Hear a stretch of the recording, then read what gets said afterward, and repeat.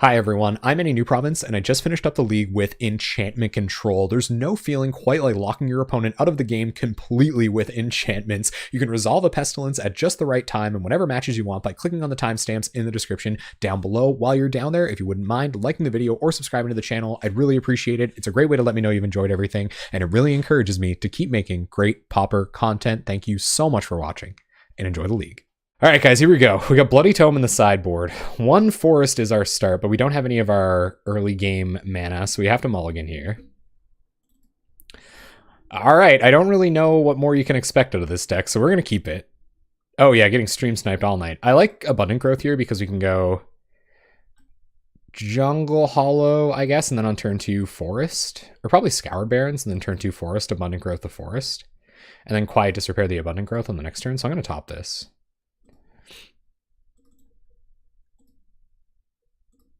And we do, yeah, we have Curse of the Bloody Tome in the sideboard, so we should have the deck list right here. Oh, goodness. The Pestilence Mirror. This is going to be interesting. Abundant Growth, that we knew about. Scour Barrens, go. Not often you see a Scoured Barrens Mirror. Oh my goodness, are we... Oh man, no, okay. Play faster. Play faster. It's the mirror. Go, go, go, go, go, go, go. Go, go, go, go, go. Yep. We draw another Pestilence. Okay. So we'll have to find some place to put our other Quiet Disrepair. This is hilarious. They can just blow this up if we put our Quiet Disrepair on it, but I think that's a good enough kind of little game to play. So we'll go ahead and Quiet Disrepair their Quiet Disrepair. Pass his turn. Oh yeah. So I think what we're gonna do is we're gonna blow up their Quiet Disrepair right away. That's gonna be one of the deciding cards. We have a second one in hand. So as soon as they O-ring something, we can Quiet Disrepair their O-ring. So we're gonna blow up their Quiet Disrepair. Destroy enchanted permanent. There it goes. Okay. We find another land, not gonna do anything. We have 2 black sources to get our Pestilence down, but we do not have a creature to allow to survive to our Pestilence, so we just got to keep going. I'm not going to play a Quiet Disrepair because they might be waiting for something, or maybe I should, yeah. I think I'm going to play a Quiet Disrepair here. Quiet Disrepair, Abundant Growth, and Jungle Hollow, then pass. We'll play Protective Sphere next. Let's see what they've got. 7 cards in hand. I was a little worried about them just having like an O-ring or something to destroy this, but you don't really have to be worried about that. This is the... Yeah, they do. Oh, they get Abundant Growth, so Quiet Disrepair falls off. That's unfortunate. Okay, so... Doesn't really matter. Protective Sphere, tap land, pass the turn. We need a creature pretty bad just to like keep our Pestilence alive, but they have an infinite amount of like these O-ring effects. Oh, they have the first creature. Okay, so we'll play Pestilence. They might have to O-ring their own creature. Trace of Abundance isn't bad. I guess we might as well do that first. So Trace of Abundance, our something that can't make black mana, so probably Blossoming Sands. And add black, green, black. Okay, so you get to choose when you tap it. Okay, so go back. Tap this, 4 green, add black. Add black, add black, Pestilence, pass the turn. I think we prevent damage from this first, although I'm not sure. We're 24 to 24, so they're ahead on clock. We're going to have to remove this. And then we're going to have to find a way to gain life. So we're going to have to find a third Quiet Disrepair, the third Quiet Disrepair. They kill their own Heliod's Pilgrim. Okay, so we're going to lose Pestilence. That's a little unfortunate. And what's this? Quiet Disrepair is our Trace of Abundance. Oh, it gives the Land Shroud, not the Trace of Abundance. Oh, that's tough. Okay. We'll go ahead and ping for 1 before we lose Pestilence. Pass turn. Pestilence goes away. Quiet Disrepair. That's a decent draw. Okay, so we'll Quiet Disrepair their O-ring, and then pass the turn. So that's kind of nice. That's kind of nice. So if they blow up this O-ring, then we just get Quiet Disrepair back, and we just need an enchantment to put it on. We gotta play really fast, guys. I'm playing too slow. Quiet Disrepair. Gain 2 life. Find Kirtar's Desire. Doesn't do anything. Pass the turn. What's up, Epridney? How you doing? We're going to F6. Keep the finger on the turn off auto yields if our opponent does anything that matters. Quiet Disrepair goes on the stack, gain 2 life. Gonna try to move that over to somewhere it makes more sense next time. Draw forest, play the forest, pass turn. Yeah, we're starting with the mirror match tonight. This is so funny. They find their own Quiet Disrepair. That's not great for us. We gotta destroy that or O-ring it at some point. So we gain 2 life and crystallization, no creatures to put it on, pass turn. They did reveal Curse, so I don't know if maybe they're waiting for blue mana to cast it. That's definitely a way for them to win the game, especially where they're gaining so much life off their own Quiet Disrepairs. We probably can't win this one. And for that reason, I should probably just scoop, but now they have their blue mana for the Curse.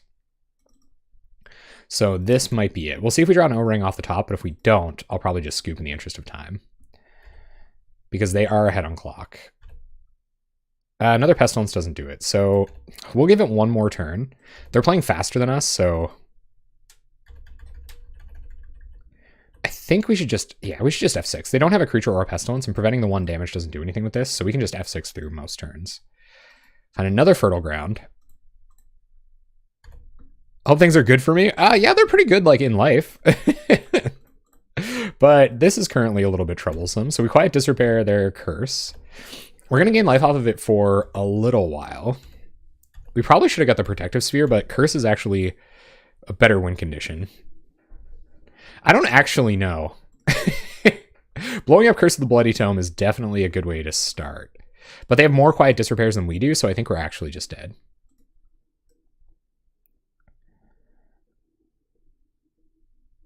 Yeah. So we can activate our own Pestilence. I think we have to get rid of Curse. So we'll gain 2 life off this one. We'll get rid of Curse. But they are gaining more life than we are, so that's pretty troublesome. We can use Protective Sphere to fog the damage from Pestilence, but that doesn't really matter right now because their life total is so much higher than ours. Yeah, this is crazy. We got to get a creature and somehow protect it, which seems hilarious considering they have all the same weird hate cards we do. There's Healed's Pilgrim. Okay, so play Pilgrim. Figure out what we want to get. Probably Quiet Disrepair, but I don't think we have any left.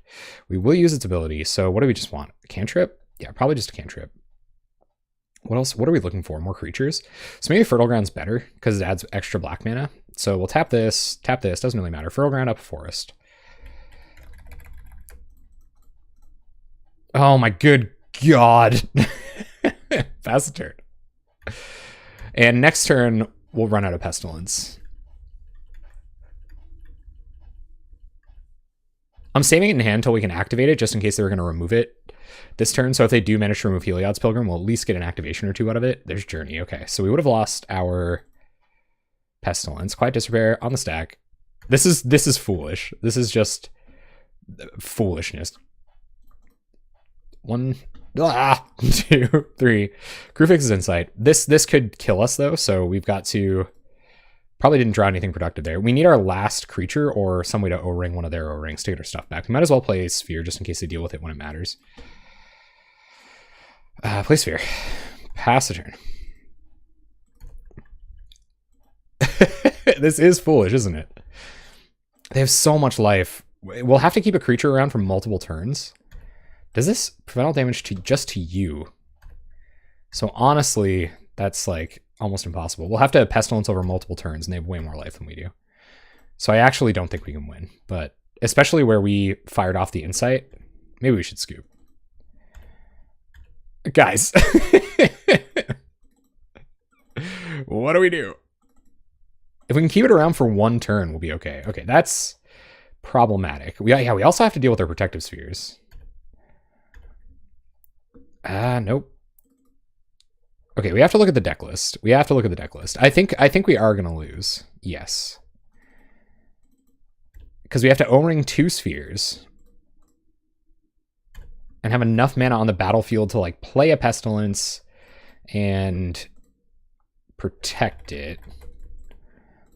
Are we out of Heliod's Pilgrims? 1, 2.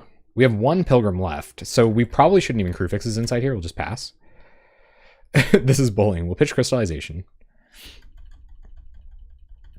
He main Tome to hose us. Yeah, big time stream sniped. Well, it's going to be the Curse of the Bloody Tome battle next round. Or next match, game, whatever. Yep. They gain, sir, I gain some life. Play Scour Barons. And yeah, we can't Crucifix his Insight. We got to wait till we draw our Pilgrim so that we can play Pestilence, activate it a bunch of times, play Pilgrim, hope it doesn't get removed. But yeah, we're on 19 cards in library. We should almost certainly scoop in interest of time here soon. Hey, thank you very much for the sub, Vapridnir. I appreciate that, man. Cheers. Thank you. Okay, so we're going to O-ring the Journey to Nowhere. We got to get rid of both of these Protection Spheres before we can even hope to win the game. Yeah, so we'll get rid of Protection Sphere. Pass the turn. Yes, Vapridnir. 5 months in a row, man. Thank you very much, dude. Thank you. We've been together for a while. I remember you dragon voice named Mother Effer. All right, so Quiet Despair, get some life. Blossoming Sands, not a Heliod's Pilgrim. Pass the turn. We only have 17 cards in library, too. So, and they have 76 life. I think we're actually just going to lose. Aetheron, yes! Let's go, man. Keep those subs coming. Yeah, I think they just win. We're probably going to deck before we can do anything. And we're low on time. Mother effer. That hurt like a bee sting. Okay, I am going to concede here. So the only way we could get into that, we have one... Yeah, we have one more Heliod's Pilgrim to dig to there. So we would have had to kill them in 3 turns with Pestilence, and I just son of a bee sting. I just don't think we have enough I don't think we have enough lands in our deck to kill them with Pestilence even over 3 turns. So it was a pretty obvious scoop there. All right, so Journey's not going to do anything. Take those out. And probably Crystallization as well. If they want to leave their creatures on the battlefield, so be it. And I think that's going to be our sideboarding. I guess Orinarlid, it's not hexproof or anything. Maybe we could keep trying to disrupt them, bring in like Spell Pierce. Spell Pierce is probably better than Hobble. Yeah, they might not even have a creature to put it on. So we're going to Spell Pierce for that. And take out Gut Shot for Spell Pierce.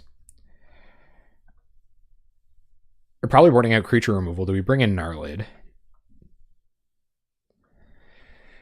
That could be like the next level. So we could maybe pump fake a little bit like that. We could keep in our Spell Pierces to protect it on the turn it comes down. Yeah, Gut Shot's out. All right, so let's... Yeah, they can play 4 Gnarlid as well. Maybe that's their plan. See, that's why this is tough. We'd have 3 O-Rings and 3 Desires to draw to. And we don't even have that many auras left now. I guess, like, yeah, no, we do. We have tons. More than the average deck, for sure.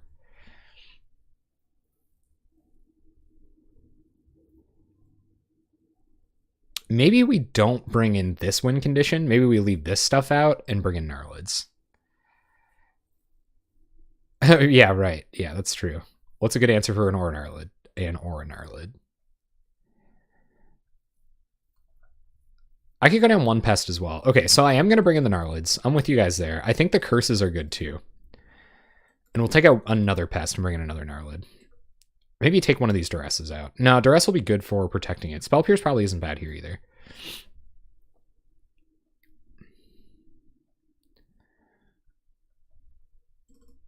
Need Tome more than Pest? Yeah, I agree. Spell Pierce is the only thing that I would consider bringing in now. So we're really... We can fight off the Gnarlid with Protective Sphere for a while. I think this is okay. So we got our Curses, we got our Gnarlids. I think that's what we want to do. This isn't that bad, but we'll keep. The Crucifix's Insights should help us. We just gotta hope we don't mill over all of our effing or Gnarlids. He who is in the water, going down to 5. No friendly banter this game. Jungle Hollow, go. Scour Barons, yep. They can play faster than I can, so that's trouble. Jungle Hollow, and go. I'm going to Crucifix's Insight before I Heliod's Pilgrim next turn. I don't want to thin and like get less hits off of this. Fertile Ground, yep. So they might find their own Orinarlid here. I would definitely prefer to have Heliod's Pilgrim ready to do something about that. Oh, we milled a Gnarlid. Oh, man. Uh-oh. Uh-oh, guys. Playing against Tron is so boring. I mean, playing against Tron, generally pretty boring. They brought in their duresses, so I think we next leveled a little bit. I'm not going to crew fix his insight next turn, because I think we're down one Gnarlid. I don't want to be too close to going down another. That was some pretty deep sideboarding. Oh god, the mirror. This weird deck. Was that a whelp? That was a little bit of a whelp. A little bit of a whelp on the milling the Gnarlid. They take crew fix's insight, so they're going for the grind him out plan. We find our own duress. That's not bad. So duress you.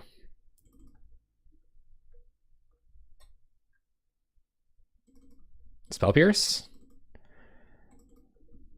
They negate duress. Okay, so they have negates in the board as well. So we'll play a forest. Fertile Ground the forest. And add white mana. Trace of Abundance, Unknown Shores. Pass turn. Yeah. Straight up negate. She's pretty good in this matchup, I must say. In the Enchantment Control mirror, negates are pretty scary. They're going to Fertile Ground, so they're getting a little mana screwed, but nothing causing them too much trouble. Black mana. Duress. Going to take our Protective Sphere. Deckless is right here, my dude. Alright. Scoured Barrens. Heliod's Pilgrim. What could it even find here? I guess getting a creature down isn't the worst, but they might be able to jam a Pestilence because of it, so I'm going to hold on to it. We don't know what we're looking for. And if it goes long, I lose. So we very much have to find an Aura Gnarlid and a way to protect it, which is going to be difficult. We draw Scour Barrens. Not what we're looking for. So we're very low on resources now. As are they. Only 4 cards in hand.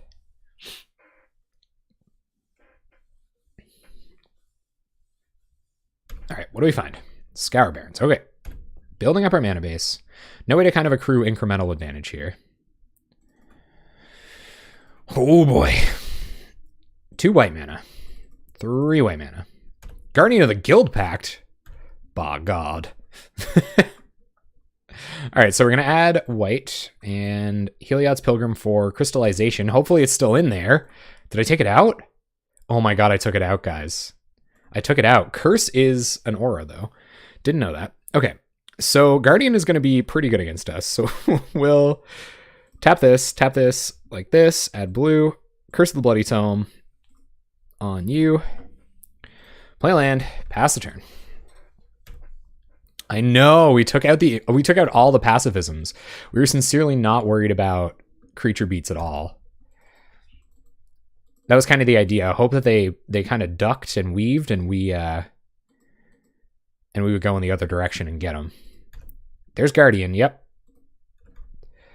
Find a forest. Okay, we'll play it. We might find Pestilence, which might matter eventually.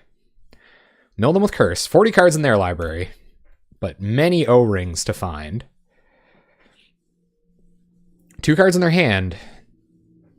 Their clock is faster than ours, and we don't have a way to deal with this Guardian. Ooh! Oh, baby. All right. Curse. You. Play land, pass. They knew about the land, so that's why Curse doesn't really matter. We're milling 5 a turn, or they're drawing 5 a turn. So 7 turn clock, they get us on a 10 turn clock. Crew fixes insight. I think that's worth it. We might be able to find, oh, there's Pestilence too. Pestilence doesn't really matter. Does O-ring? O-ring might matter if they find an O-ring. I don't think the life gain. Oh, they scooped it up. Okay. Okay, we got him. So they're on the Guardian of the Guild Pact plan, apparently. Let's bring this crystallization back in. Oh, dude, okay. Maybe we want another Protective Sphere.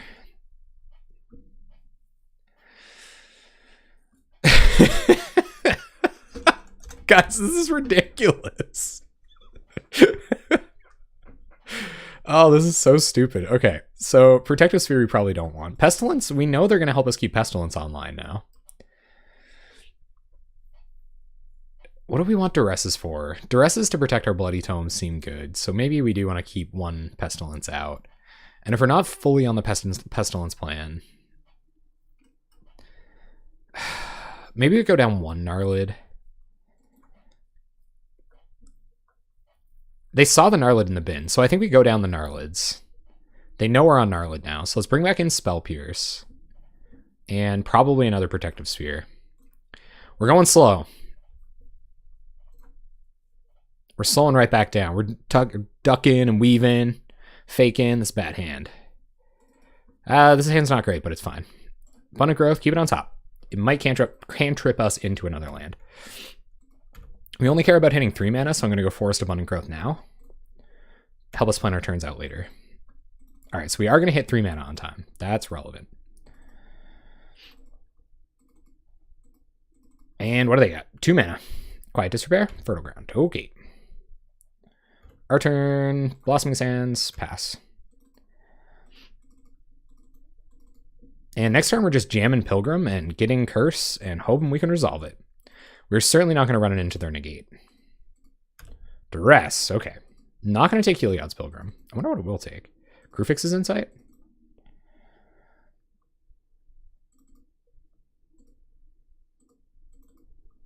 Yeah, I like the 2 Pestilence as well. We don't have to worry about it too much. They are worried about our card advantage. And Quiet Disrepairs our Abundant Growth. Yep. Not super relevant to us now.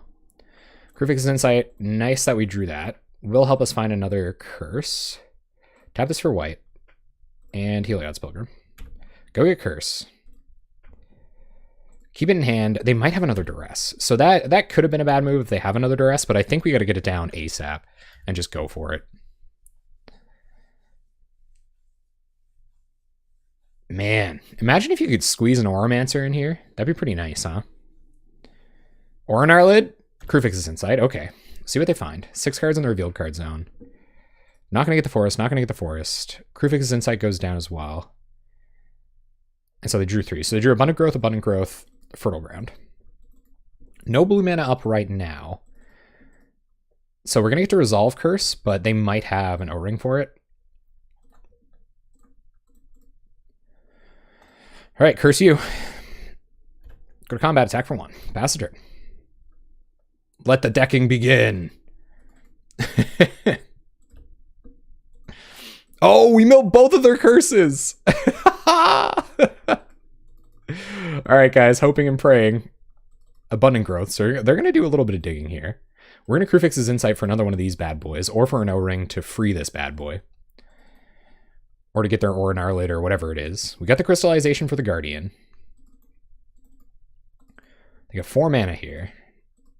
Quiet Disrepair on Curse. Oh no. Okay.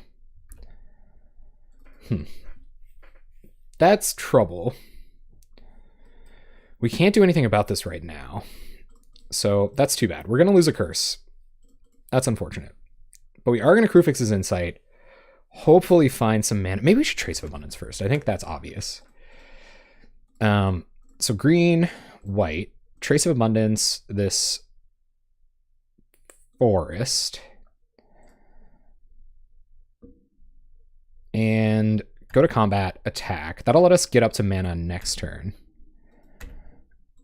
They can blow up our Abundant Growth, so this lets us leave up counter magic as well. Pass the turn. You think you're confident we can win because they don't have Tome? Maybe. They are going to blow up our Curse now. Ooh, I don't want to turn off auto yields. Or I don't want to yield till end of turn. We have a Spell Pierce. Yep. I don't think I'll have any trouble paying for it though. Duresses. Okay. Okay. I don't like it, but it's going to have to happen.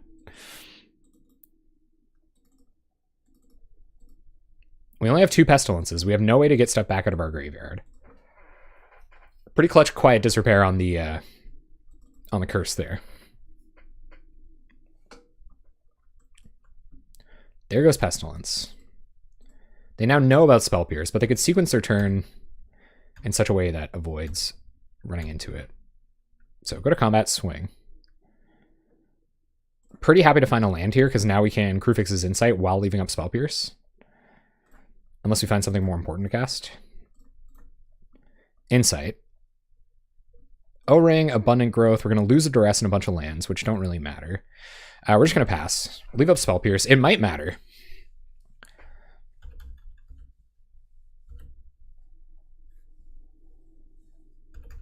Pretty confident saying we can manufacture a standstill. Well, if we're just standing still for the rest of the time, they're probably pretty good at it too. So happy to find a way to get up to our next black mana. So Abundant Growth is Forest. It's their least versatile land. Scoured Barrens. We still haven't found our next way to win the game. We do still have Gnarlids left. Or no, we took the Gnarlids back out. So now we just gotta play fast. Effectively no responses here. Yep. They're cycling through their own deck. Now we just have to find a sphere or two to kind of lock down their pestilences. Turn comes back, find another land. Scour Barrens, gain some life. They're up to 31. Our Heliod's Pilgrim barely keeping their life total at bay.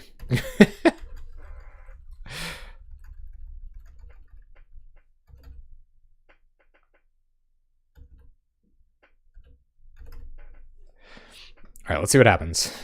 Yep, Blossoming Sands. So, bit of land go attack you with my Pilgrim. Nothing worth O-ringing here, especially if O-ring is their answer to our next curse. Another O-ring. We just lock the game out. Throw 3 O-rings together. And I don't think we're going to be able to Spell Pierce anything, so I should probably just play really fast. Maybe we should O-ring the Quiet Disrepair, but I feel like it might matter later. Abundant Growth, okay. Another draw. Yep, we draw Heliod's Pilgrim. Nice, gonna turn that clock up. White, green, white, whatever. Heliod's Pilgrim. 4 curse. Hopefully they don't have a negate. And curse you.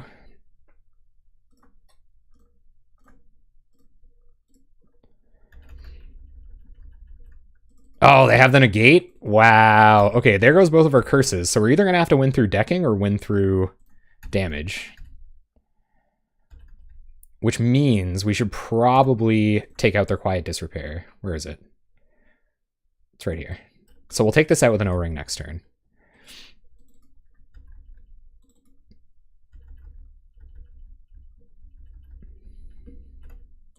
See what this is. They might just pacify our stuff, which is a reason not to waste an O-ring on a Quiet Disrepair. Crewfix's Insight. Okay, I think we are going to do it because we don't have a ton of time either. So O-ring on Quiet Disrepair.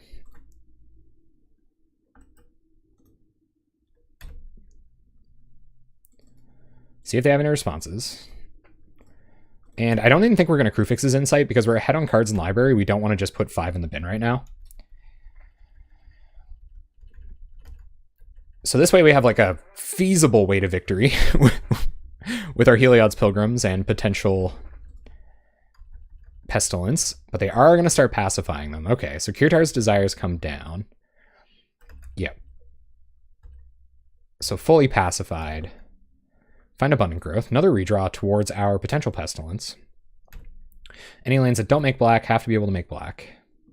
Scour Barrens. Okay. Scour Barrens pass. We're not going to go trying to deck ourselves with Crewfix's Insight here.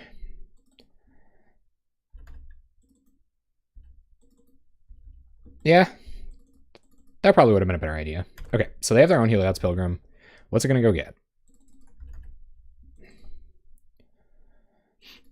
Curse. Oh, that's trouble. But we have the O-ring for it. Hopefully they don't have another negate. Yep. That was a 3rd curse.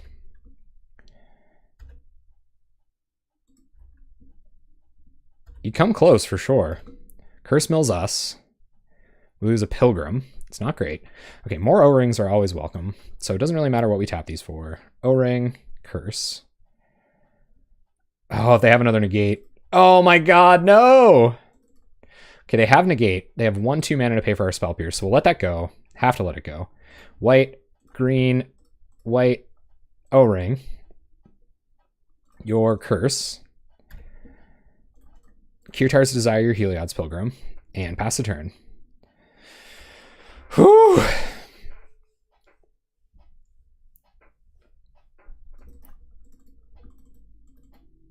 Guardian, okay, sure. Got the answer to that.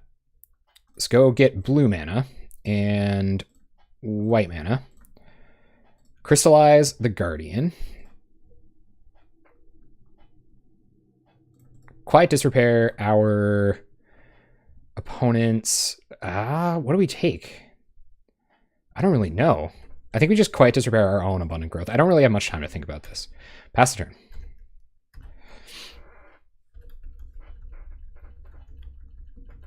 Yeah, first match is mirror match. They O-ring. Okay, sure. That's awkward. They're going to O-ring Crystallization. Yikes. Oh, they're going to O-ring the O-ring for the curse. Okay, you got it. And I think that's it for our O-rings. So that's not good. Means we're actually going to have to win the decking war. Or find another Quiet Disrepair. We have what? 1 on the battlefield? Okay, so we might actually have to dig with this pipe. Dig with Insight this time. Protective Sphere, nope, not going to do it. Okay, so let's dig once. We might find Pestilence this way too. No, we find Quiet Disrepair and Kirtar's Desire, which is not what we were looking for, and now we were probably going to lose. We did actually, Quiet Disrepair might do it. So Quiet Disrepair the curse, but they are way ahead in the decking war.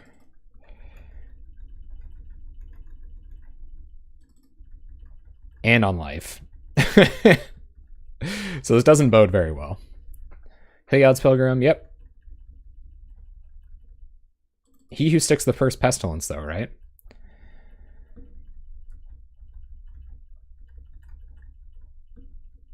We have one more. 2 mana. They got Quiet Disrepair with that. This is pretty wild. We still have spheres? No, we don't.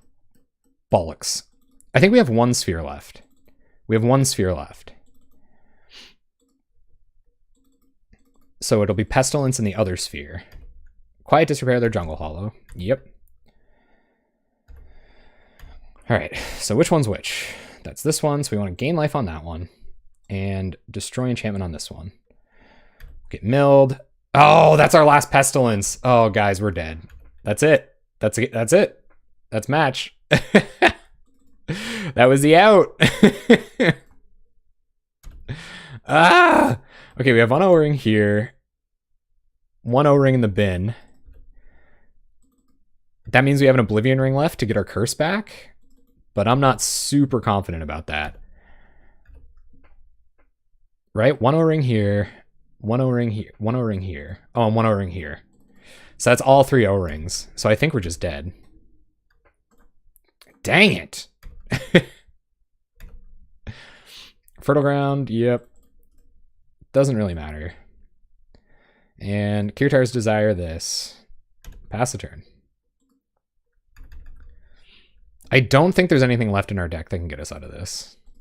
We only have 2 Pestilences. We had 3 curses. I guess we have 1 curse left. I don't know if that's enough.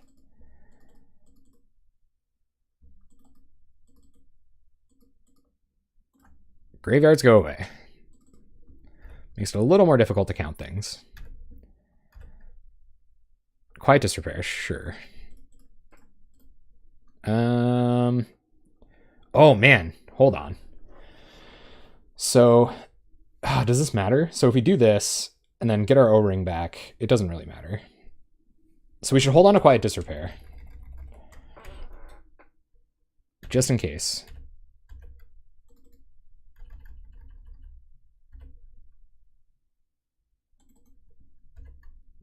Man. Because we might find curse. Or do we just have 2? I think we only have 2, right? We just have 2. Maybe I'm crazy. Why do I feel like we have 3?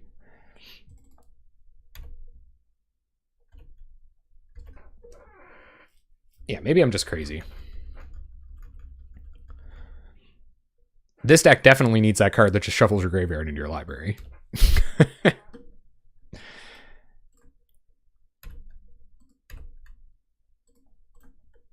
and pass. I don't think we have, we only have 2 curses. So I think we're actually just dead. So in the interest of time, because all of our pestilences are exiled now, all of our curses are dealt with, exiled. All of our pilgrims are locked down.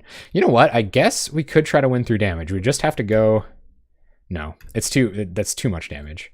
I would have had to, even if I quiet disrepaired a turn ago, yeah, we're just dead.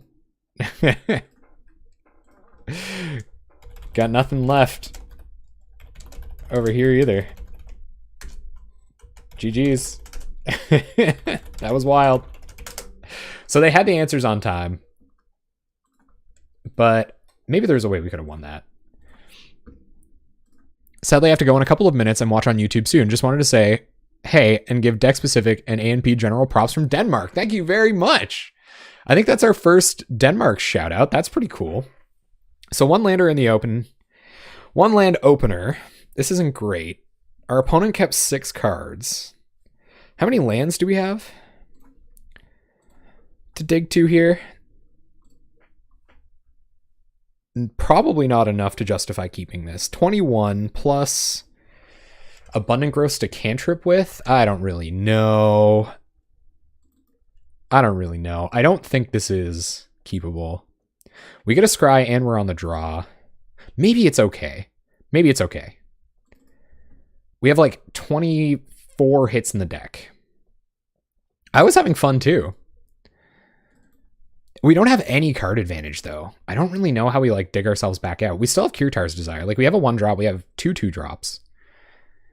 Nice, Mr. Carey 16. I hope you're having a great night. Hopefully we can snag some wins for you guys with our crazy... It was definitely a unique match. It was amazing. Man, he who's in the water... You had the clutch destruction spells. Never didn't have it, gang. Put on top. Thank you very much for the follow, Mr. Carey 16. I appreciate that, man. Oh God. Gonna be like this, is it? All right. Well, it's probably not gonna be, is it? It's probably going to be a blue-black Delver. But this deck did do quite well in the field. Oh my God, they... Okay, it is it though? So they might not have foils, for what it's worth. We'll see if they leave up Spellstutter, if they have the opportunity to leave up Spellstutter this turn. I wonder if this is it Delver with Harvest Pyres to kill Gurmogs? Let's see what they do with this Preordain. With this deck after 5-0'd recently, I just cannot stomach the Spell Pierce. Yeah, the negates were clutch, man. They definitely were the mirror decider. Well, maybe not definitely, but you know, that whole shebang. Untap lane would be great. Okay. So we can do one of 2 things here. We can play around Daze and make the next couple of turns pretty bad. Or I think if we get Dazed here, it's not the end of the universe. So I am going to try to Kirtar's Desire here because we can just run it back with Daze backup next turn. We just have infinite removal spells in our deck. So running 1 into Daze here at a pretty good tempo advantage is all right. I wouldn't think they'd be on Daze. That doesn't really make sense to me either. Shouts out to our opponent for playing slower than me. It's going to help. So Kirtar's Desire is not what we want to be quiet disrepairing, so we'll see if our opponent will give us a target for this Journey to Nowhere next turn. Although I doubt they have very many creatures.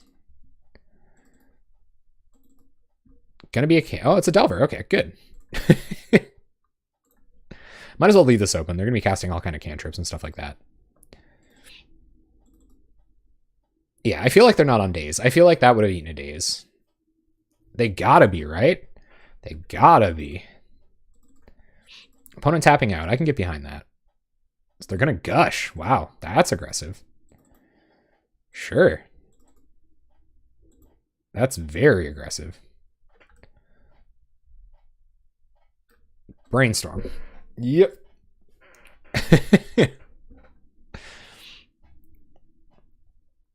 They have to lean super hard on Echoing Truth? Yeah. Desperate times. And even then we should have so much mana that we can just kind of like redeploy super quickly. I wonder how long it'll take them to scoop. Turn 3 Gush is a little skeptical, but I mean, whatever. I'm not gonna hate. I'm not gonna hate. It's I think some wise wisdom, some good wisdom came out of Lynx one time when they said, "Don't you dare gush before you can play one of those lands again." So I think that's just kind of general wisdom. You want to get it if you want full value gush, you got to get that land drop. Got to turn it into a ritual too. It can't just be free. It's actually got to generate mana. That's insane.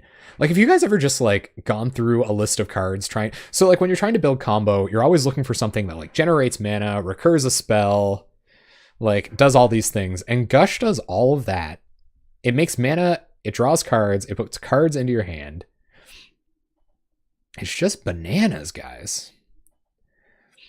All right, so let's go Forest. And Trace of Abundance, Forest. I didn't know that they had a land drop to make. So I was chirping pretty hard before I knew they had a land drop to make. And we'll Journey.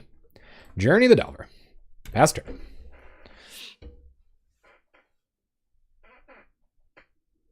And now we just have to land Trace of Abundance on this Journey to Nowhere, and we're just kind of... Then we wait.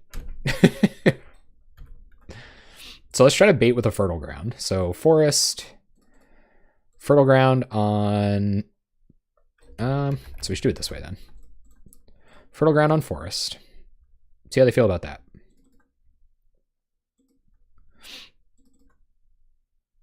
Yeah, they don't counter. Okay. I wonder if we go for it. They're representing pretty hard here.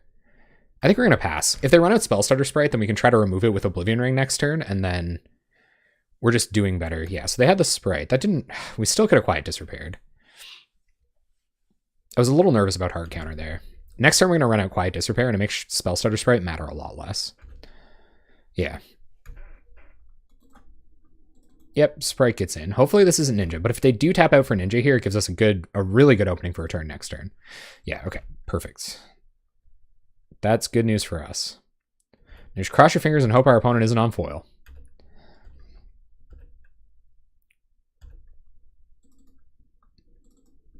All right, what's it going to be? I haven't, Mr. Carey. I should have. And all of you should go out and do that. All right, so Trace of Abundance, add white, Oblivion Ring, get rid of Ninja. Oh, we really have to get rid of this Ninja. I'm hoping they don't have foil. I wonder if they do. It's pretty feasible that they'd have 3 islands in hand here. So O-Ring the Ninja. And Quiet Disrepair. They have more incentive to get rid of the Oblivion Ring if they do have like main deck snaps and stuff. So that's why I'm getting Journey here. If worst case I like misclick or they actually bounce this, they just get Delver back and they don't get a turn of Ninja.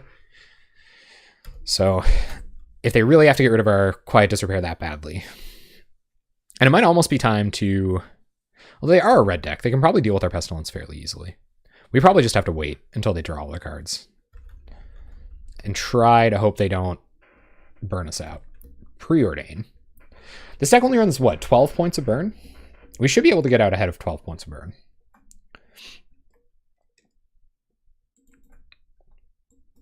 I wonder if Pestilence is worth it. We can resolve it next turn. What do you guys think? Do you think we should try to resolve Pestilence here? Oh, yeah, no, it definitely would have been better. I agree. All right, Disrepair, gain life. Do you think we should play You Wouldn't Pass? No, I don't think so either. Abundant Growth, don't mind that. So Abundant Growth, we want Abundant Growth lands that can't produce black. So Abundant Growth this. They can Spellstutter here. They choose not to. We're just going to play the waiting game now. Pestilence, okay. Pass the turn.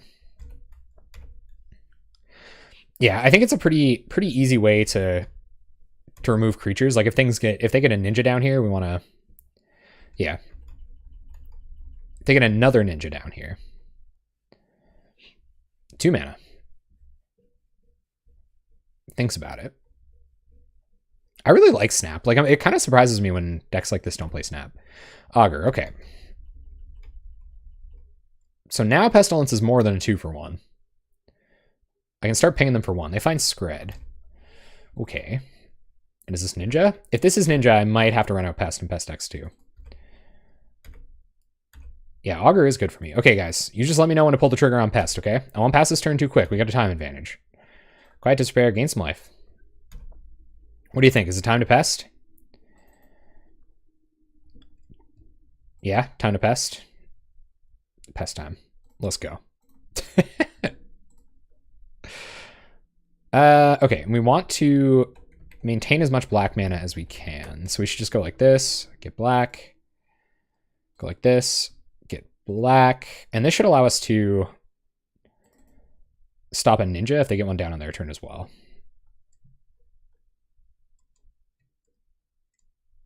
So we'll see if they remove both of their creatures for us. They have Pyre and Skred, so they can just like kill Augur, kill Insect Elaboration.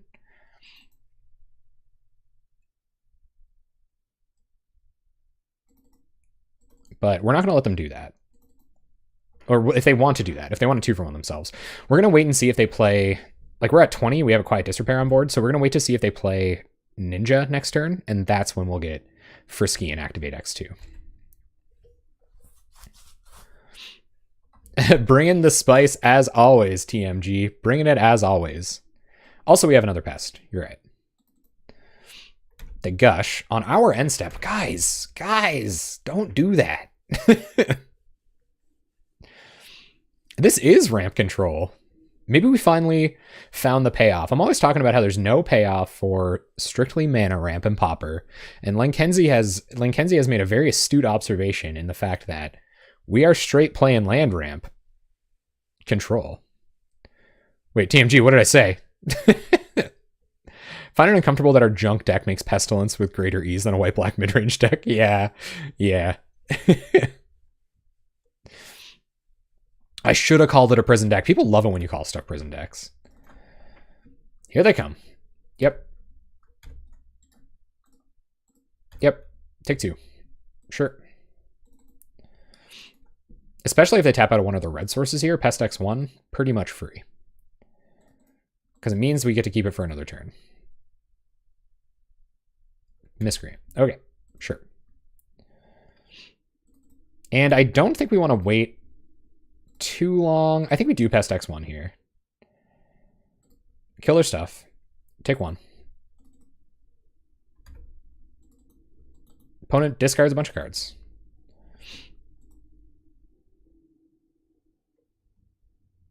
Oh yeah, opponent gushing at my end step. Yeah, it's... I try to be nice. But that's a faux pas. That's a big old faux pas. That's a faux pas if I ever pod. And now we have 1 billion Pestilence triggers. I wonder if they're just going to kill their own stuff. Kill your own stuff, opponent. I love that. Can it? I'm looking forward to it. And we're not going to get greedy until a Ninja comes down. That's when Insect Elaboration... Okay, another Augur is kind of strange. That makes it a lot easier for us to keep this Pestilence around. We get pretty much a Pest X2 for free on their end step now. And we can O-ring one if it gets to be too much trouble. Of course they attack for 1. Yep.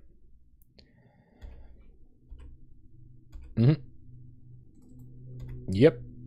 So let's Pest 1. And 2. Pest X1, Pest X2. Gain some life. What do we draw? Abundant Growth. Okay, we are looking to find another... I guess it doesn't really matter. We are looking to find another Quiet Disrepair if possible. All right, Skyr Baron's gaining us some life. Just as good. Pass the turn.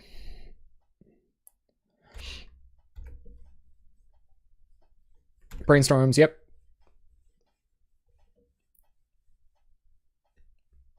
Or Mono Blue Delver because they are good decks, but forget that decision making in those decks is actually pretty difficult. It is quite difficult. Yes, Scion 47, I am aware of the existence of the spell Tranquility. It also costs 3 mana. This is like one of the only decks successfully casting 3 mana spells in the format. Probably like this one, Birdman decks. Pretty much only this deck and decks that Birdman plays. Or decks that successfully cast spells like that. Oh yeah, that's for sure that they underestimate Pauper. We got a lot going on over here. Now, hopefully their sideboarding isn't sufficient enough to kind of completely junk us here. So go ahead and pest X2. Turn comes back. Gain some life. What do we draw? Gut shot. That's cute. Let's try to kill our opponent with gut shot. So we have 1, 2, 3, 4, 5, 6, 7 black mana now. So on their end step, we could... They're going to Skred their own augur, sure. And... Skred their own augur, sure. All right, we're going to go for it. We're going to Skred... We're going to Pestilence X7. Yeah, no, never mind. Doesn't matter now. This doesn't go away until your next turn. Opponent.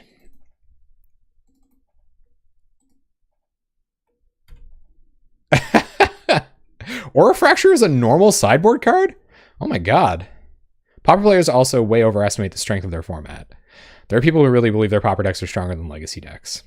Well, there was a Skred Delver deck that did quite well in Legacy recently.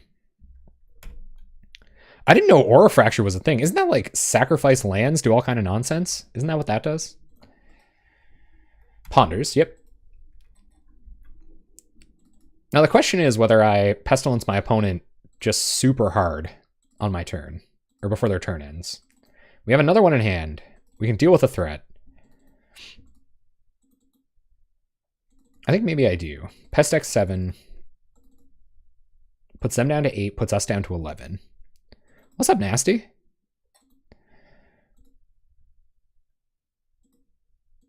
Oh, was it just 4-3? Okay. Deluxe did play Aura Fracture recently. I think Aura Fracture was in the board for Boros Bully. So that was that one.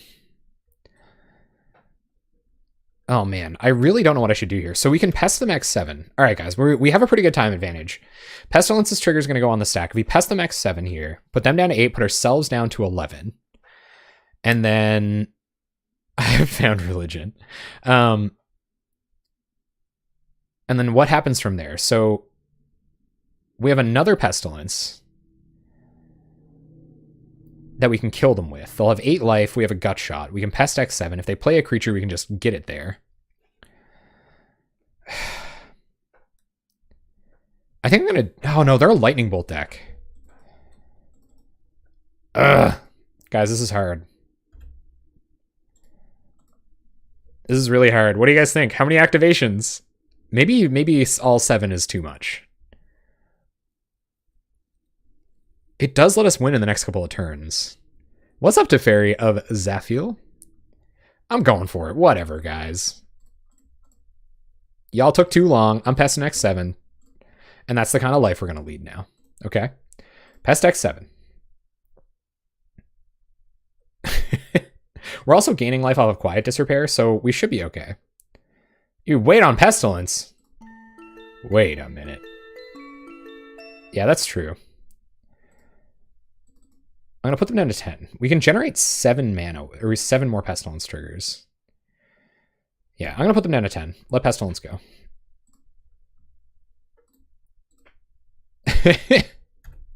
Glad to have you. Thank you very much for the follow. Teferi of Zalfir. I appreciate it. Play for us. Pass a turn. Now we just need enough mana to cast another one and kill them in one shot. And hopefully resolve another Quiet Disrepair using Gut Shot to force the Spell Stutter action. Ooh, I don't know if I should kill this or not. I think I'm going to try. I don't see our Gut Shot getting any better.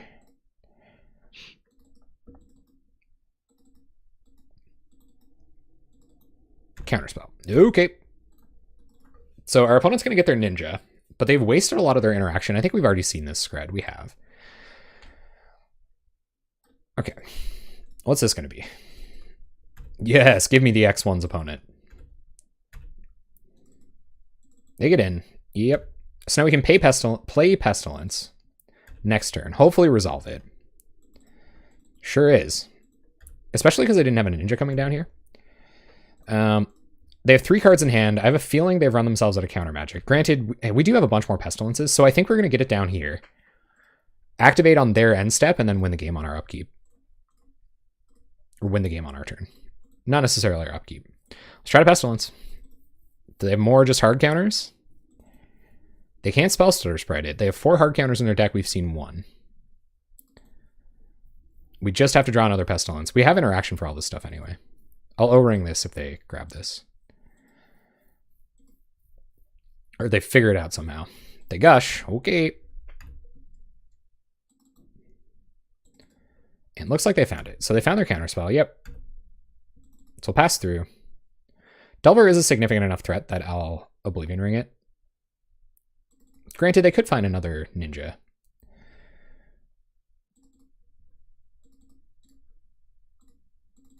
All right, so pass through. Add white with this. Just a bunch of white mana. Fairy Duelist. I think Fairy Duelist is actually a pretty decent sideboard card against Tribe. Especially because you're trying to get more fairies on the battlefield for, well, in some decks they're trying to get more fairies on the battlefield for Spellstutter Sprite anyway. But it's a good sideboard card, I think. People were playing like spontaneous mutations and stuff when Tribe was really popular, and I think Duelist is better than that by a lot. For sure. Countering a Gutshot is pretty bad, I agree. But hey, that Spellstutter Sprite's still kicking around, aren't they? And our opponent found a pretty clutch counterspell for our Pestilence, but we have 4 in our deck. There's Ninja. Okay, now we're looking for answers.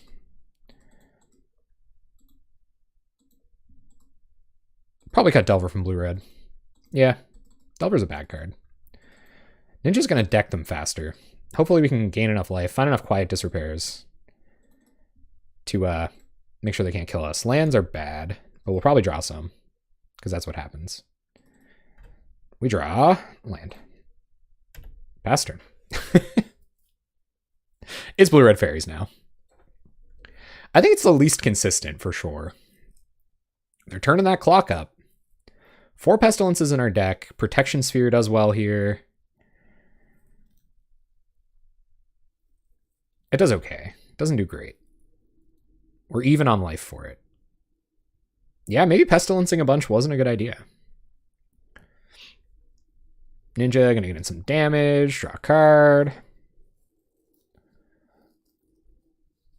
Bone Splitter's a pretty cool card. I've been seeing people play Flare Husk, and I think it's a response to all of the blue-black decks, because I think a few of them are running instant speed edicts. I'm not sure if Nasty's taken that out, if Nasty's changed the blue-black meta by taking out the edicts yet. Ugh, come on, deck. Be a pal. Draw any action. So now they're going to have answers to pretty much anything we play. So we're going to have to let them brain us a few times. Yep. Another sprite. Well, I like that they're just like raw dogging the sprites here. 1, 2, 3, 4, 5, 6. Per turn. It's a 3-turn clock. Yep. Oh, and they have lightning bolts as well. So I imagine we'll see a lightning bolt come out here. Man, if we can just draw a Pestilence. Rip to fairy. Rip. That is bad beats. Get a snow covered. Yep, comes down. 4 cards in our opponent's hand, 18 cards in their library. Sneaking a Pestilence through next turn would be ideal. They only have 2 more hard counters in the deck. I guess the Spellstarter Sprite does get it now, and it's feasible that they have one in their hand. But we can't really risk it because we're down to 10 in their Lightning Bolt deck. Heliod's Pilgrim. What does that find us? Quiet Disrepair? Let's try to resolve it. See what our opponent thinks about that. It can slow down their clock too. We also have no cards in hand. Maybe we should have sandbagged a land for when precisely this occasion came up. They're going to let it go. We would like to search. And what do we want? Hobble's probably just as well because we're trying to find Pestilence or Protective Sphere here. Oh, they might counter it. But I'm going to get Hobble. Quiet Disrepair is a little bit too slow. And this will take them off Ninja as well. And if it eats a hard counter, then it does give us a better opportunity to resolve the Pestilence later. No problem, Viprineer. Have a great sleep. You know, I'm a big proponent of good sleeps. Draw a card with Hobble. What do we find? Quiet Disrepair. Well, we kind of got the best of everything here. We got a little bit deeper into our deck. We found our Quiet Disrepair to gain us some more life. Dealt with one of their threats.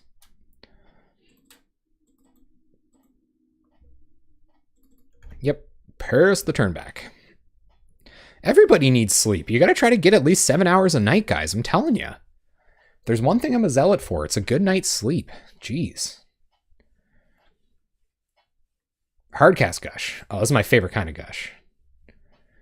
Opponent decides not to hardcast Gush. I think it's good here. I think it's beatable, but it's good. Is this Augur? Oh, they're Harvest Piring Heliod's Pilgrim? That's weird. Sure.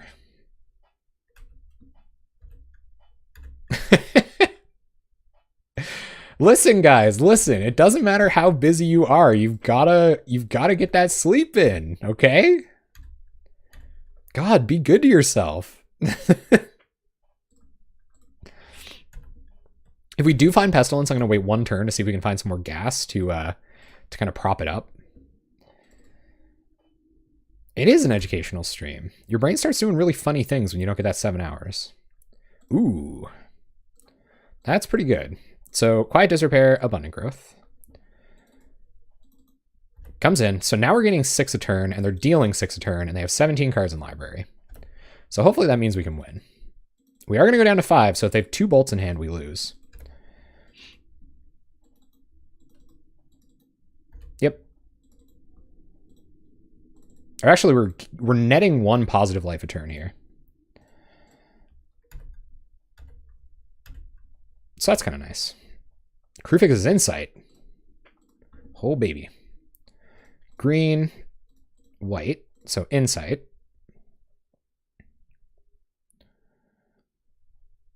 See how they feel about this. Ooh, nice. Okay. Well, Protection Sphere doesn't really do anything, but we will take all of these cards. So Kirtar's Desire, the Augur.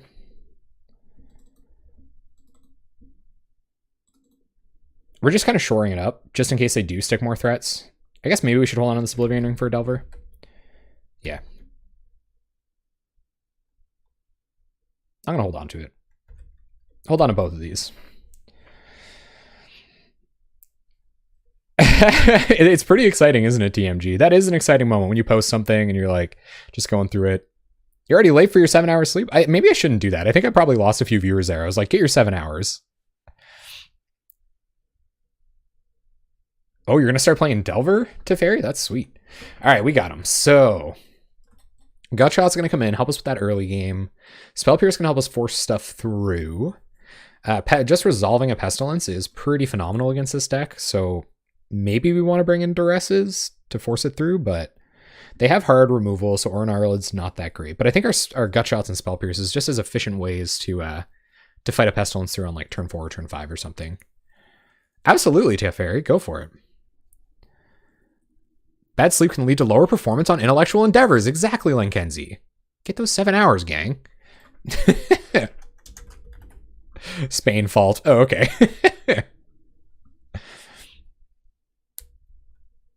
Cool. Oblivion Ring out? Maybe. Protective Sphere doesn't really do anything because most of the creatures attack for 1 anyway. It does combo with Pestilence, I guess. And maybe like 1... Maybe Crystallization. I could see taking a ring out here. We can always make a big Gnarlid. I don't really like the Duresses that much. The only spell that we want to hit in their main deck, I don't know what their sideboard looks like. They have like Harvest Fires and stuff, so this could be kind of a little roguey. But the only thing that we're really worried about is about Counterspell, and I think we can play around that well enough so that Gutshot, Spell Pierce shores it up for us. We want to resolve our Quiet Disrepairs, we want to resolve a Pestilence, and then win the game. It's kind of all that matters. Getting ballsy with the Pestilence earlier was in fact wrong. He who was in the water was right. I would have never thunked it.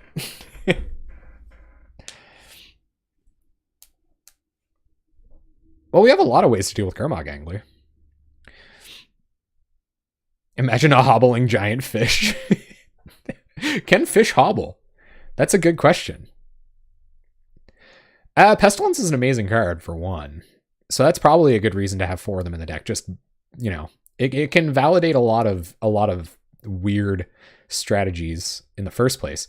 But I think it's just, you know, you lock down all of your opponent's creatures, preferably a Gurmag Angler that your opponent might even have trouble dealing with, and then kill them with Pestilence. Or just deck them out. Rogy hoagie.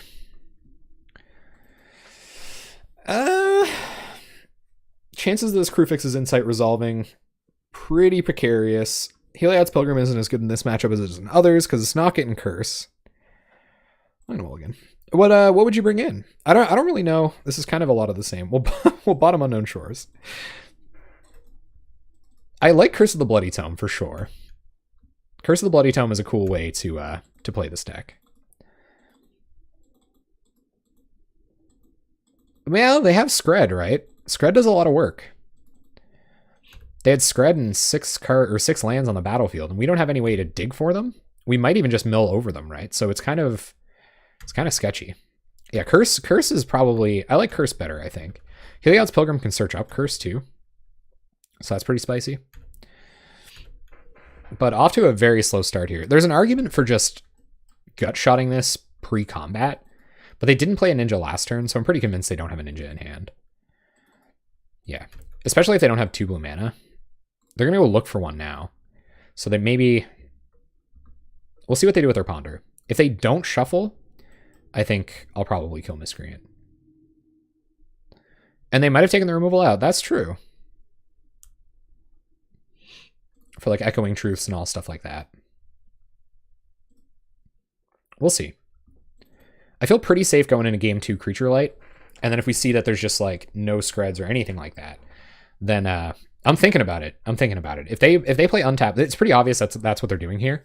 They're looking for Ninja. So if they go untap land, especially if it's like Ash Barrens or something stupid like that, if they do that, they're just telegraphing Ninja so hard that gut shotting this pre-combat is better than, you know, forcing a Fertile Ground through a Fairy or something. Or to play around Spellstutter Sprite. That's right. They could just get it down. All right, they got their 2 blue mana. They didn't shuffle, so let's try it. That's probably true. I should have done it with the Ponder on the stack. Yeah, there's Spellstutter Sprite. But they aren't going to get a Ninja down this turn. And we're going to resolve a Fertile Ground. I didn't know if I wanted to do it or not. It was based on what they did. So if they played on tap land, then that's how I knew it would be time. So Fertile Ground up our Blossoming Sands. Pass the turn. And if they do manage to get it down, they'll be tapped kind of low. Gotta hope for not another untapped land. So we can go Heliod's Pilgrim for Kirtar's Desire, lock down the Ninja that they potentially get out this turn. Yeah, it doesn't seem like they're dazing. Unless it came in another board. I think we can expect Ninja pretty hard here. No, okay, so they must just not have had one. Sure. Fetching on their turn to get that F6 value, going for islands. So pretty good sign that all the removal came out. Maybe they'll leave up hard counter now that we have the ability to Pestilence. Nope. Oh, if we draw Pestilence off the top. Come on with the money. The money pest. I think we're just going to snap off the Oblivion Ring on this. Although we do have our opening to like Heliod's Pilgrim and Kirtar's Desire, so maybe I will do that. Although it does let them scry every turn, essentially. Until it flips, I suppose.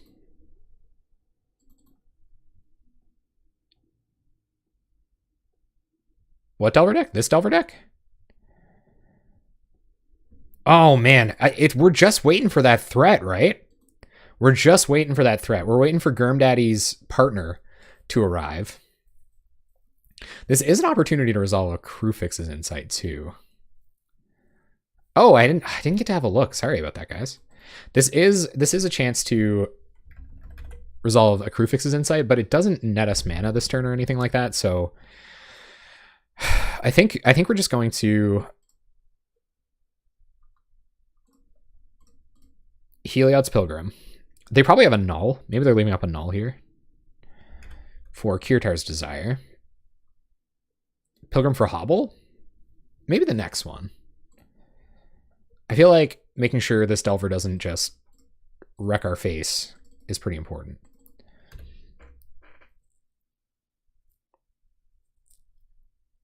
All right, so we got him. Got him with the Kirtar's Desire. Oh, yeah. No, it's all good.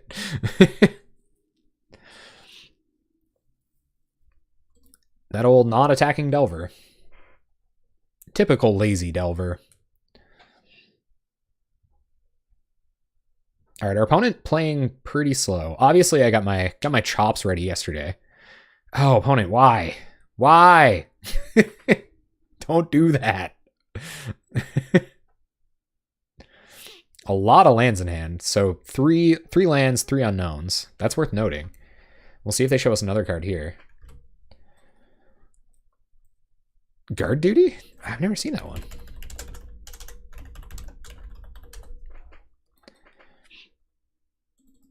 Oh, that's interesting. That's really interesting. Is that a common? That can't be a common. That's just like better than Kirtar's Desire, right? Oh no, they can still block. They can still block. Okay, never mind.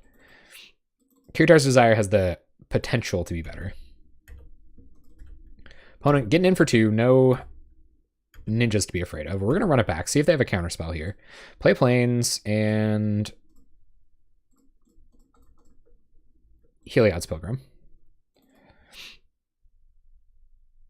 For Kirtar's Desire. Pretty happy to see a Plains there. They are going to counter it. Okay. Well, this is trouble. We are going to get to resolve some of our business spells next turn, but they're going to have the opportunity to just kind of bowl over us. That is pretty cool. That duty common. Doesn't seem like a duty common to me. Our opponent's going to get in for a lot of damage here. I'm getting a little nervous. They don't flip the Delvers. So we got to expect another spell stutter next turn. Land. I guess I can draw lands. I always underestimate that. Attacks with the fairies. Yep. So what's unfortunate is if they pick up a Sprite with a Ninja, we can't resolve any of our 3-drops next turn. They may, but they're putting quite a fast clock on here. Miscreant. Tapping a Jillian mana with Miscreant on the stack. That was weird. Pretty big pump fake there. Stormbound Geist. Okay, well, we definitely have to O-ring that. Gives us some purpose, you know? Find a forest. All right, so let's start with Desire. Maybe we should leave our black sources as often as we can. The green sources aren't super important. So let's Insight first, sorry. See if we can find a Pestilence. Found a Pestilence, found a Desire, found an Abundant Growth. All right, so now we will use our mana efficiently and O-ring the Stormbound Geist. And then next turn, we'll try to resolve Pestilence. They know we have Pestilence now. I would have loved to resolve it this turn, but we can't. So, and we may yet find another Desire for the Delver.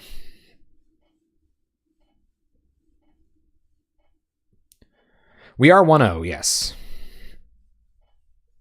So we gotta hope they keep not flipping Delver. I feel like they wouldn't have tapped out there if they didn't. Let's see if they reveal Counter Magic to make this a bit easier. I think they still have 1 land in hand after that Gush. They just reveal Preordain. Yeah, one of the known cards in their hand is a Gush, or is a land, excuse me.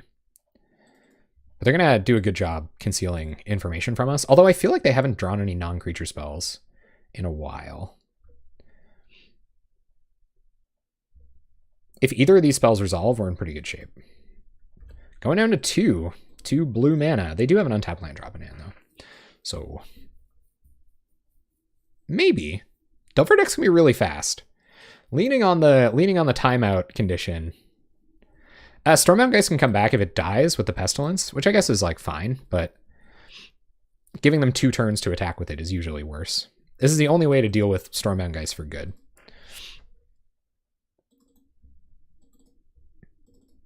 I don't know that they can kill us in 2 minutes. They're getting in for a lot of damage here, though. We'll see how many bolts they have. Pestilence getting a heck of a lot worse. Oof. We're at 5. So Pest X2 puts us in bolt range anyway. That's awkward. Oh, yeah. Hey, thank you very much for the sub to Fairy. I appreciate that, man. Thank you. Welcome. I'm glad you're enjoying yourself enough to sub right away. That's amazing. Thank you. Add black. I think we're gonna go for this because they might snap the counter off, and this is actually kind of worse for us than just Kirtar's desiring this. Okay, probably tapped a little awkwardly there. Play Blossoming Sands, gain a life. And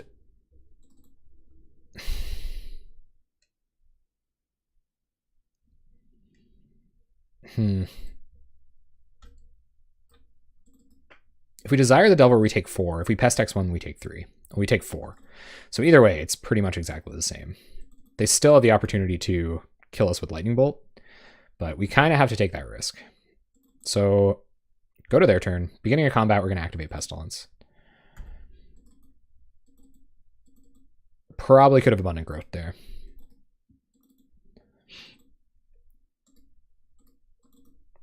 Cycles, yep. They might try to cantrip into the bolt. Oh man, well I really appreciate that. I try pretty hard, honestly. I've been taking a couple of breaks here and there. We'll do it on attacks. Attacks is as late as you can do it. So here they come. We will Pest X1. And if they got a bolt, we're dead.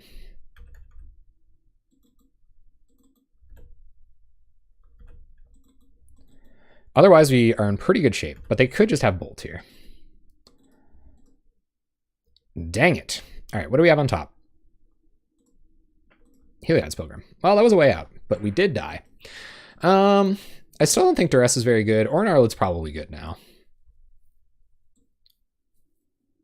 So I'm going to bring in the Gnarlids. I'm going to take out the Pilgrims. I don't think Pilgrims do very much. No, they did stop those Delvers pretty good. I want to win, though. I don't want to just time them out. I want to win with these Orin Arlids. You're right. Heliod's Pilgrim provides a little bit too much versatility. It lets us go get these Kirtar's Desires, which can shut them down quickly. That's probably it, though. Duress doesn't really do anything. Maybe bring the O-Ring back in. Over... No, I like this. Okay, let's go. No. That's a little too next level. We get a lot of draws.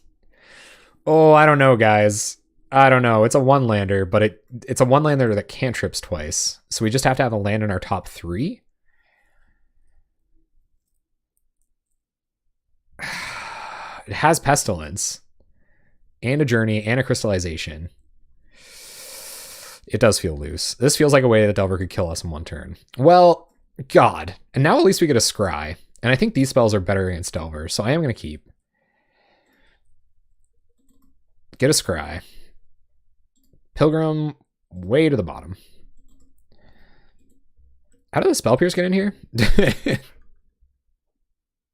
This is a little better.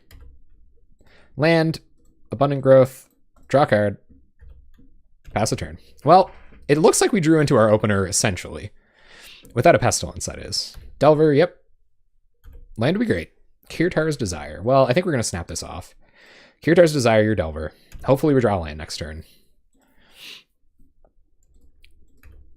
Almost a definite way for us to... They get Preordain, okay. Yep. All right, we found a land. Sweet. Yeah, so if we can resolve this Abundant Growth, we can leave up Spell Pierce. But they're going to have the Spell Stutter. Okay. Yep. They get the turn back. We got the answer for the first ninja. Yep. No blocks. 19. Ponders. See how they ponder. No ninja. No ninja's good. I don't know if they'll time out, man. Delver decks can beat you in a minute. They definitely don't want to tank on this ponder too long. I think they may have already tanked. They choose not to shuffle. Okay. What are we going to see here? Delver. See, this is a Delver. No Delver. Okay. Turn comes back. So I don't think Ninja is enough of a threat, so we're going to Fertile Ground this. We need our mana. Heliod's Pilgrim comes down. Ooh, they have a null? They don't have a null. All right, pass the turn. Toki Motamare! I don't know, man. I don't know. All right, they get in with Spell Stutter. No Ninja. And just pass. Okay.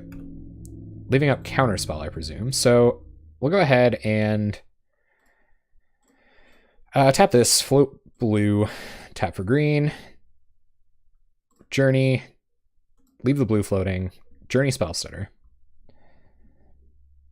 Oh, they have another Spell Stutter. It's only non-creature, unfortunately. All right. Spell Stutter comes down, gets rid of our Journey. Pass turn.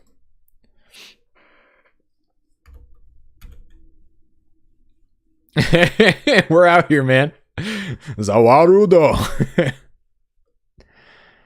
Preordains, okay. When they had a Kirtar's Desired Delver, I really wish... No. Yeah, I could have just done this and then left this up. It seriously did telegraph the Spell Pierce, though. Pretty deep telegraph.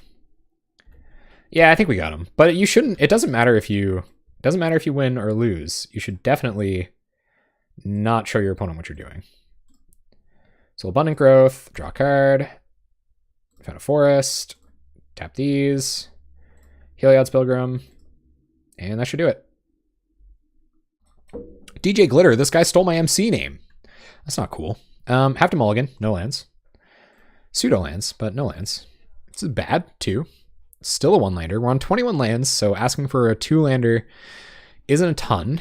We just have to hit one more land. We get 3 draws at it, but 3 very slow draws. 3 draws in a scry. 21 lands in the deck. Haha, got him. We did win a match, though. Thanks, Tactical Terry. So this is weird. All right, Hustle, I'm with you, man. I'm with you, Hustle. Let's go. Get that Hustle luck. Yeah, I think it's okay. I don't think it's great. Get Probe turn 1. Oh, baby. I feel like Tribe's a kind of a funny matchup. Street Wraith? What is going on here? Opponent down to 14. They play a mountain and pass. Skepticism intensifies. What the frig is this? Skred Ape? Where am I? Mono red Skred Ape? Guys.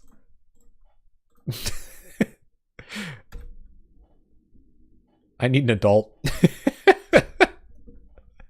Oh dear. I don't know, maybe it's Yep, Skred Ape gets in. Journey. Okay, well, I think it's just more important to develop our mana here. So we'll do that.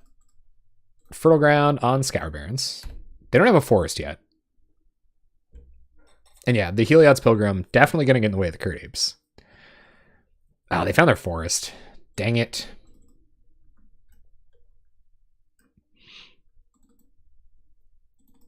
4-color Gorilla Zoo. I don't really know what happened there with the street rates. They bolt us. Okay, we're down to 18. Hardcore combo. I don't know, man. 2 Skred Apes and a hardcore combo deck. I feel like we're kind of lost. We can definitely use a land here. This is fantastic. What do we pitch, though? What do we pitch? I guess another land is almost as good as Fertile Ground because we have no lands in hand. Yeah. We will go get a forest. I sure hope so.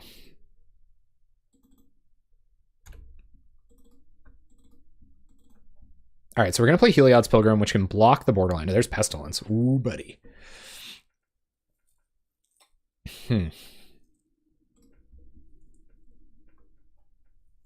So we're going to get Kirtar's Desire.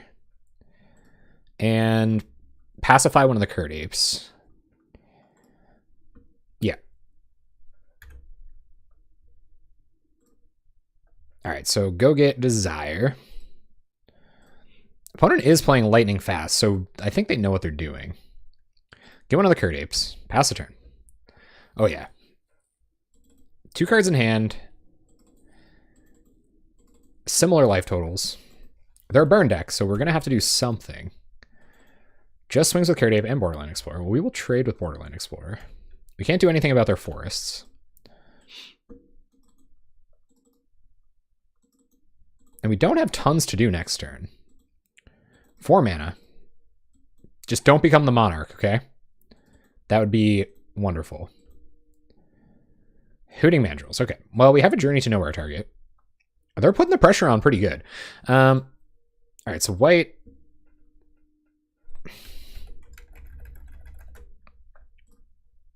White, green, Journey the Skred Ape. Sure. Sphere the Mandrills.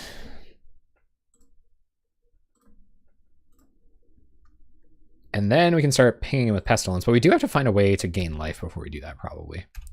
Pass the turn. Opponent down to nothing. We got an answer for the first thing. But I feel like they're going to draw a bunch of gas. Seems like one of those gas decks. Additional Mandrills? It is Ape Tribal. Whoa! Opponent's on Ape Tribal. They are going ape over there. Add white. Oblivion Ring, the Mandrills. We definitely got to play fast here. Pass turn. Not enough mana to Crewfix his Insight. Maybe. Probably not, though. Free Root Wall of value. No doubt. All right, well, we have to find a Quiet Disrepair pretty soon.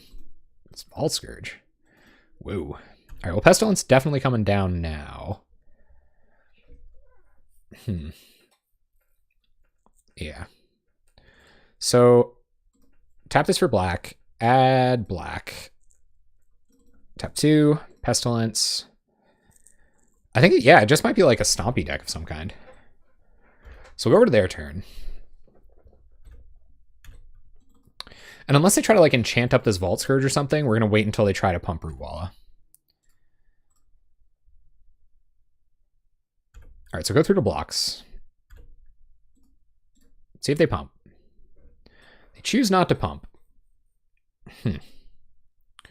Well, we're going to activate anyway. They'll pump now. We'll take 3 down to 10. We do want to kill this Vault Scourge. And now we can do it next turn twice, and we'll have to go down to 10, which is a little unfortunate. But hopefully we find a Quiet Disrepair, and we should be able to do that with Crewfix's Insight. There's one. Quiet Disrepair, the Fertile Ground. And we want to be able to leave up Pest X2, so we can't Crewfix's Insight here. So we'll just pass.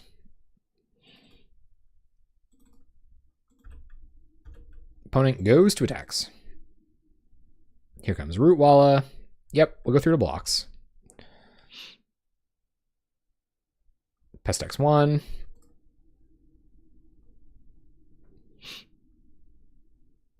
If they have a mutagenic growth or something, we are in trouble. Pest X2. Hopefully they don't just have pump spells in hand. That's true. That could be very bad. They might kill their own Skred Ape. Although I'm not sure. We're about to have a life total advantage. Gain some life. A journey. Okay. Don't want to cast that. But we will go looking for additional quiet disrepairs. We find some. I think we should just take pacifisms here. Tap this, add green. Disrepair our abundant growth. Doesn't really matter though. Pass the turn. We won! Okay, so against the super hyper aggressive deck, probably don't want Gut Shot. Protective Spear seems pretty okay. Oran Arlids seem like they're going to block for 100,000 million years without anything ever interacting with them. So I think we want those. I think Pilgrims are okay because they get our pacifisms. Pestilence might not be. It's pretty good. They have a bunch of X1s. So it actually probably is pretty good. Maybe we don't want the full 4 Narlids. O-Ring might be a little slow. I can take out 1 O-Ring.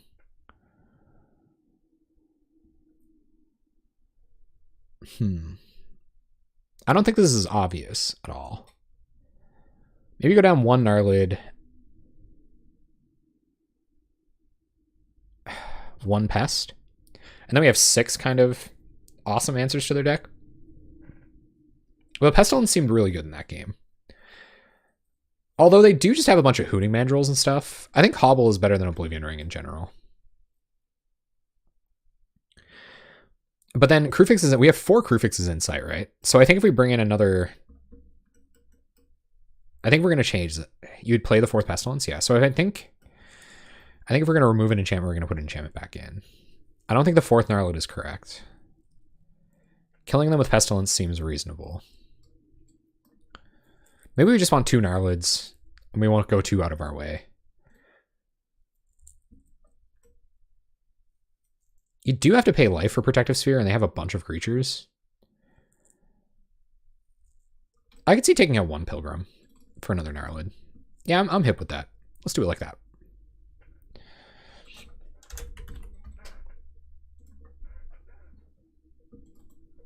All right, well, we have a Pestilence, but will it be fast enough? I'm going to keep Pestilence and mana to cast it. Not too much to ask. And pretty slow start, unless this is a bunch of Root Wallas. Oh, God. Oh, no.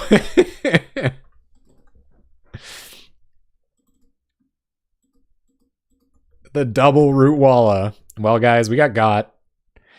That's just the...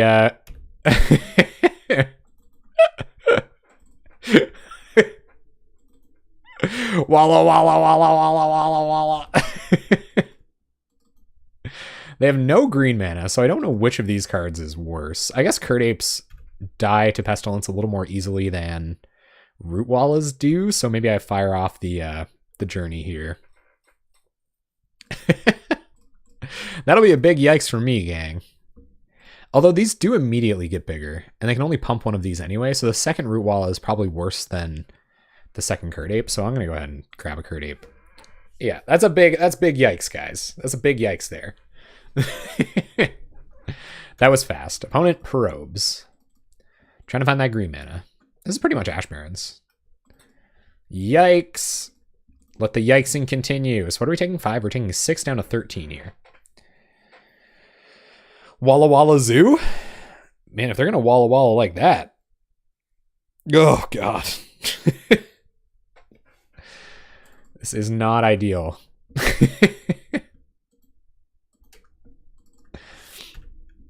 We find Oran Arlid. Honestly, that's kind of hilarious. But I'm going to play it. It's a good blocker.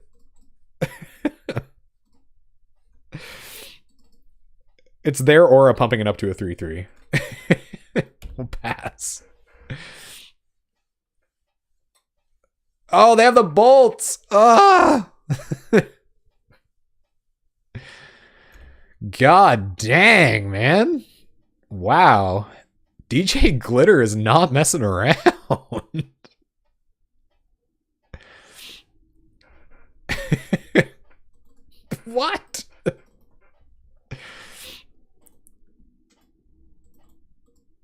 And BTE. Okay, well...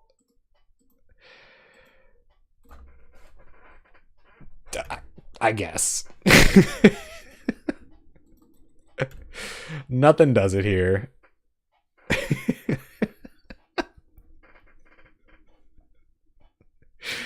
I don't know, guys.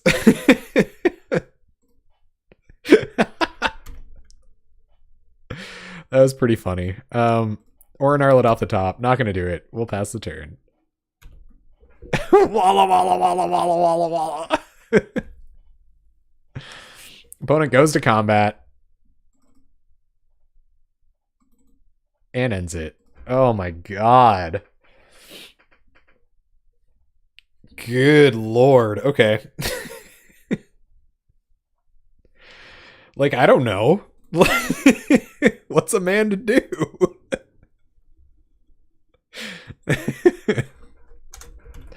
Get friggin' walled on. I don't know. Like, what do we do? Orin Arlid seems fine. Gut shots? Yeah, I guess gut shot's okay. Is gut shot better than Orin Arlid? Yeah, gut shot actually seems really good. So we'll bring those in. Maybe the Orin Arlid plan just wasn't ever going to pan out. We'll take the Gnarlids out. It seems like Gnarlid was just early enough to get lightning bolted. And we'll bring the sphere back in. Well, Proteus, hopefully soon. You can get their deck list. Oh my good god. That was... Deck, please. Please. Deck. Oh, the quiet disrepairs are like almost worth it. We have a 1-drop. God. Sphere doesn't seem too great. It may be okay on this draw. Opponent's going to start off by cycling some Street Wraiths. Okay, I'm much happier to see Evolving Wilds than turn 1 2 Root Wallas. Oh, we really got to find a land. Another Pestilence is not what we're looking for.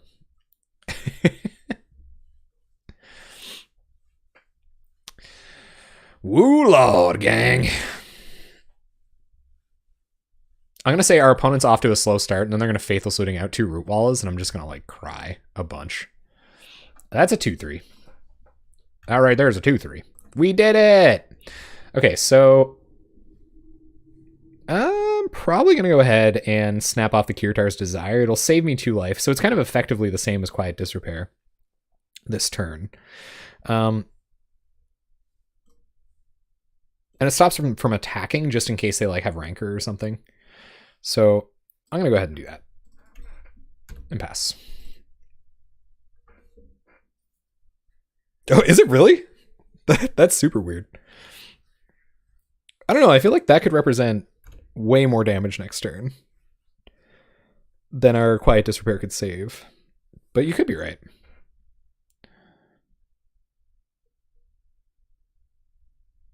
Yeah, Journey probably would have been better. I can get behind that. 2 mana. Oh my god, are you just gonna like have 1,000 burning trees now?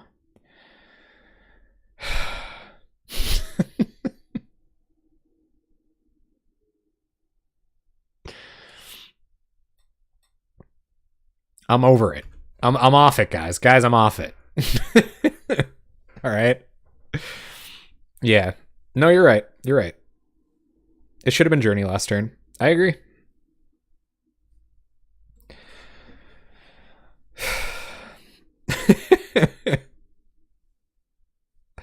This is why Augur can't go. Okay, so I guess we Journey a 2-drop. Maybe Root Walla because they only have 2 cards in hand. And pass.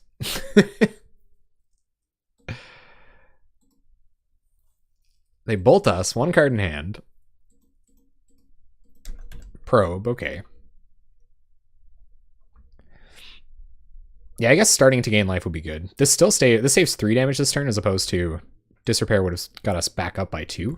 But it does represent saving 2 over multiple turns. All right, what do we get? Abundant Growth. Okay.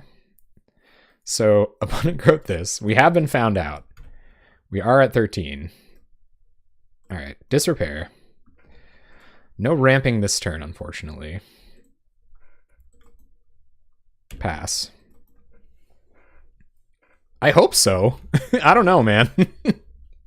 This has been a horrifying match so far. This is definitely one of those crazy all-in zoo decks. Ugh.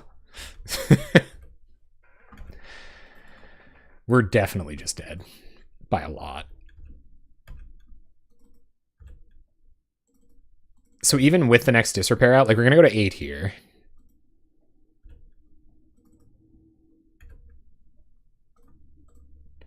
And then I don't really know. Like if we... So, like we're going to play to win. So Fertile Ground up Plains. Or Fertile Ground... We'll have to Fertile Ground up this. I kind of don't want to do that. So tap this. Tap this. Fertile Ground up the basic forest. And make black. Doesn't really matter. Get the Fertile Ground. We're at 8, though. Like, there's a way we just die here. There's a lot of ways we just die here. And I think our opponent knows about them. Or has them in hand. Let's see what they've got. Sweet deck, opponent. I've got to say. We're at 1. Lightning Bolt. And we're dead. Wow, guys. That's a little slow. So if we're not up against... Oh my god, is them again? No. Why? Okay.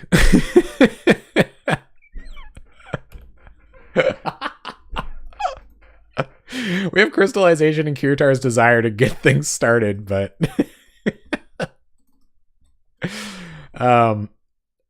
Yeah. Hopefully we got this. Miko, Wizards, anyone. There's only like 41 people playing tonight, so it's pretty reasonable. You know, anyone potentially responsible for this. We might win. Hopefully we win. Gonna go fetching. We do get to remove their first 3 threats while we develop our mana base, so we got that going for us. We're up against our opponent having a jillion Burning Tree Emissaries and more Root Wallas than we can handle. Generally. Big yikes, guys. Big yikes. Big yikes incoming. All right, so Kirtar's Desire, the Skred Ape, because it's dealing the most damage to us right now. Scour Barons, pass a turn. Yeah, they could have just finished the league. Just because you were afraid of this.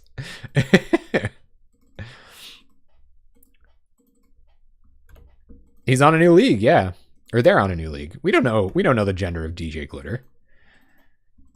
They did steal my MC name, so I have a feeling that we're somewhat alike. Fertile Ground. Okay, well, we're definitely not removing a creature here, so I think we're going to go take out Root Walla. I feel like it just has enough potential to deal 3 damage next turn. We're trying to prevent as much damage each turn as possible. So we'll Journey the Root Walla. Trace does help against LD and against Enrovahor, which is nice. And we can kind of function on 2 mana. Nerd Ape. No, that ain't Nerd Ape. It's getting desired by the Kirtar over here. Opponent Faithless Lootings.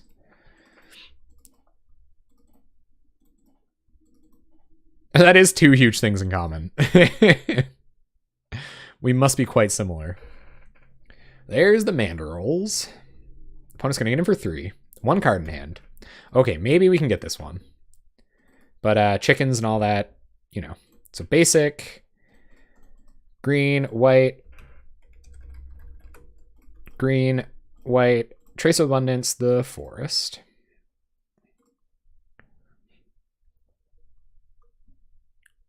And then green, white.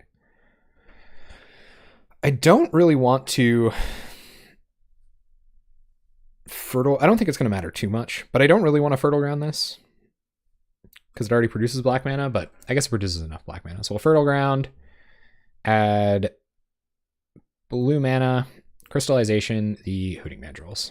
And next turn, we have Pestilence. Their Curd Ape's going to keep it alive, and we should be okay. No Spreading Seas, but that's a cool idea.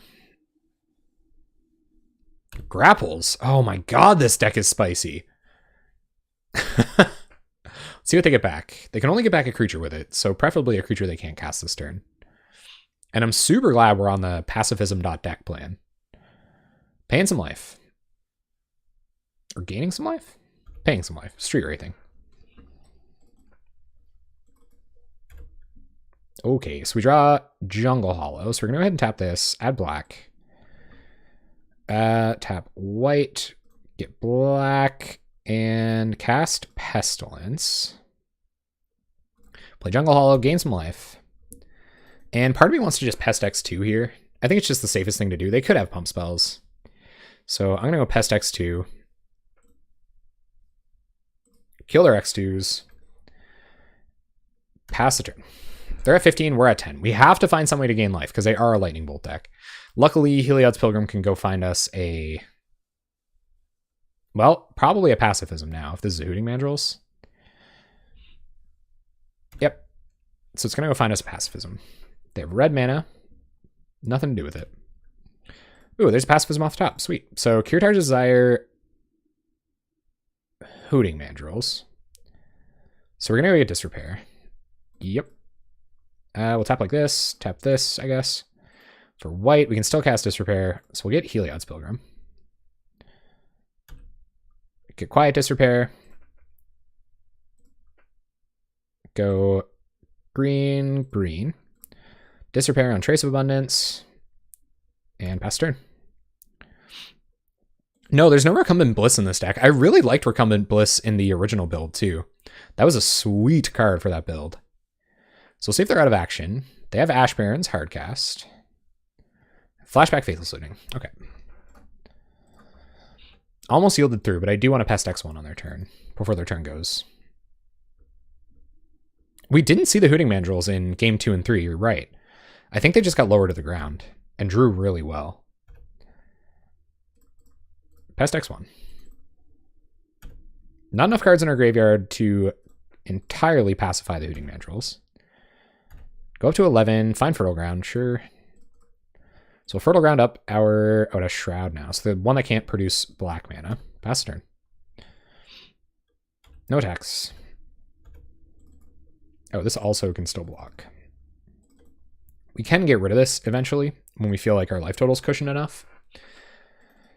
But right now they shouldn't be able to stick creatures. And I don't think they have a way to remove their own Hooting Mandrills. I think the way this has been going, I think an Aura Gnarlid might actually be good enough. But like I'm still a little nervous. So we're going to go a little more conservative. We're only going to Pest X2. Staying at 11. Don't really care about Heliod's Pilgrim. Yeah. We draw... What? Pestilence. Okay, pass turn. Crystallization is pretty cool. It's one of those like multicolored answers to Guardian of the Guild Pact, and it's also a way to like remove a creature in a weird way, so we can target stuff with some spells in our deck, mainly our other enchantments. Go to end step, pass 2.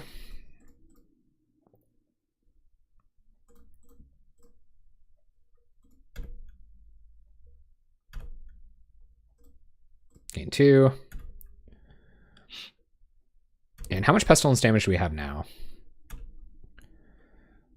Still a little wary of Pest X5, so they can 6 us with Lightning Bolts. We can pretty safely win, unless they bolt us here. Yeah.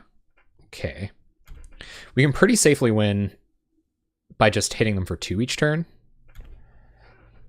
Oh yeah, they're a bolt deck, so we don't want to pest all out and try to kill them here, because even 4 puts us down to 5, which is 2 bolts. They're a bolt deck. We've only seen 1 bolt. So I think just staying even on 9 is pretty okay. Yeah. And we're not in double bolt range here. Gain some more life. Journey to Nowhere. Don't really need to use that yet. Pass turn. See if our opponent runs out some more bolts. They do. We're down to 6. They're also at 6. Precarious position to be in. 3 cards in our opponent's hand. They have a bunch more lightning bolts in their deck. Burning Tree. Sure.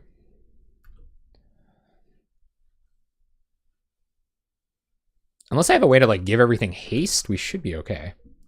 And they don't have any red mana to kill us at instant speed, so I think it's just time to end it. Yeah, we got him. Okay, so I think gut shots are going to be good. Especially early in the game. Maybe all the pestilences are too slow. Maybe, I don't know though. Maybe gut shot isn't that great. Orin Arlid seems awesome. If we can keep Orin Arlid alive, I think it's very good. I think Heliod's Pilgrim is too slow. So we'll take out the Pilgrims for the Orin Arlids. We probably don't want this many pestilences, so I'm going to go down to 2, bring in a gut shot, and maybe just keep Heliod's Pilgrim as a blocker. Protective Sphere? Okay. Hey, what's up, Donner Stags Drafter? So we were trying a bit of a different... Yeah. So I think this is how we're going to try it. Pestilence was obviously great in that game, but like Orin Arlid keeps providing advantage. It's a way for us to win the game. Maybe this is just like the aggressive way to win the game, though. Maybe we have to win the way we just did. So maybe Orin Arlid isn't as good here. What do you think, Terry?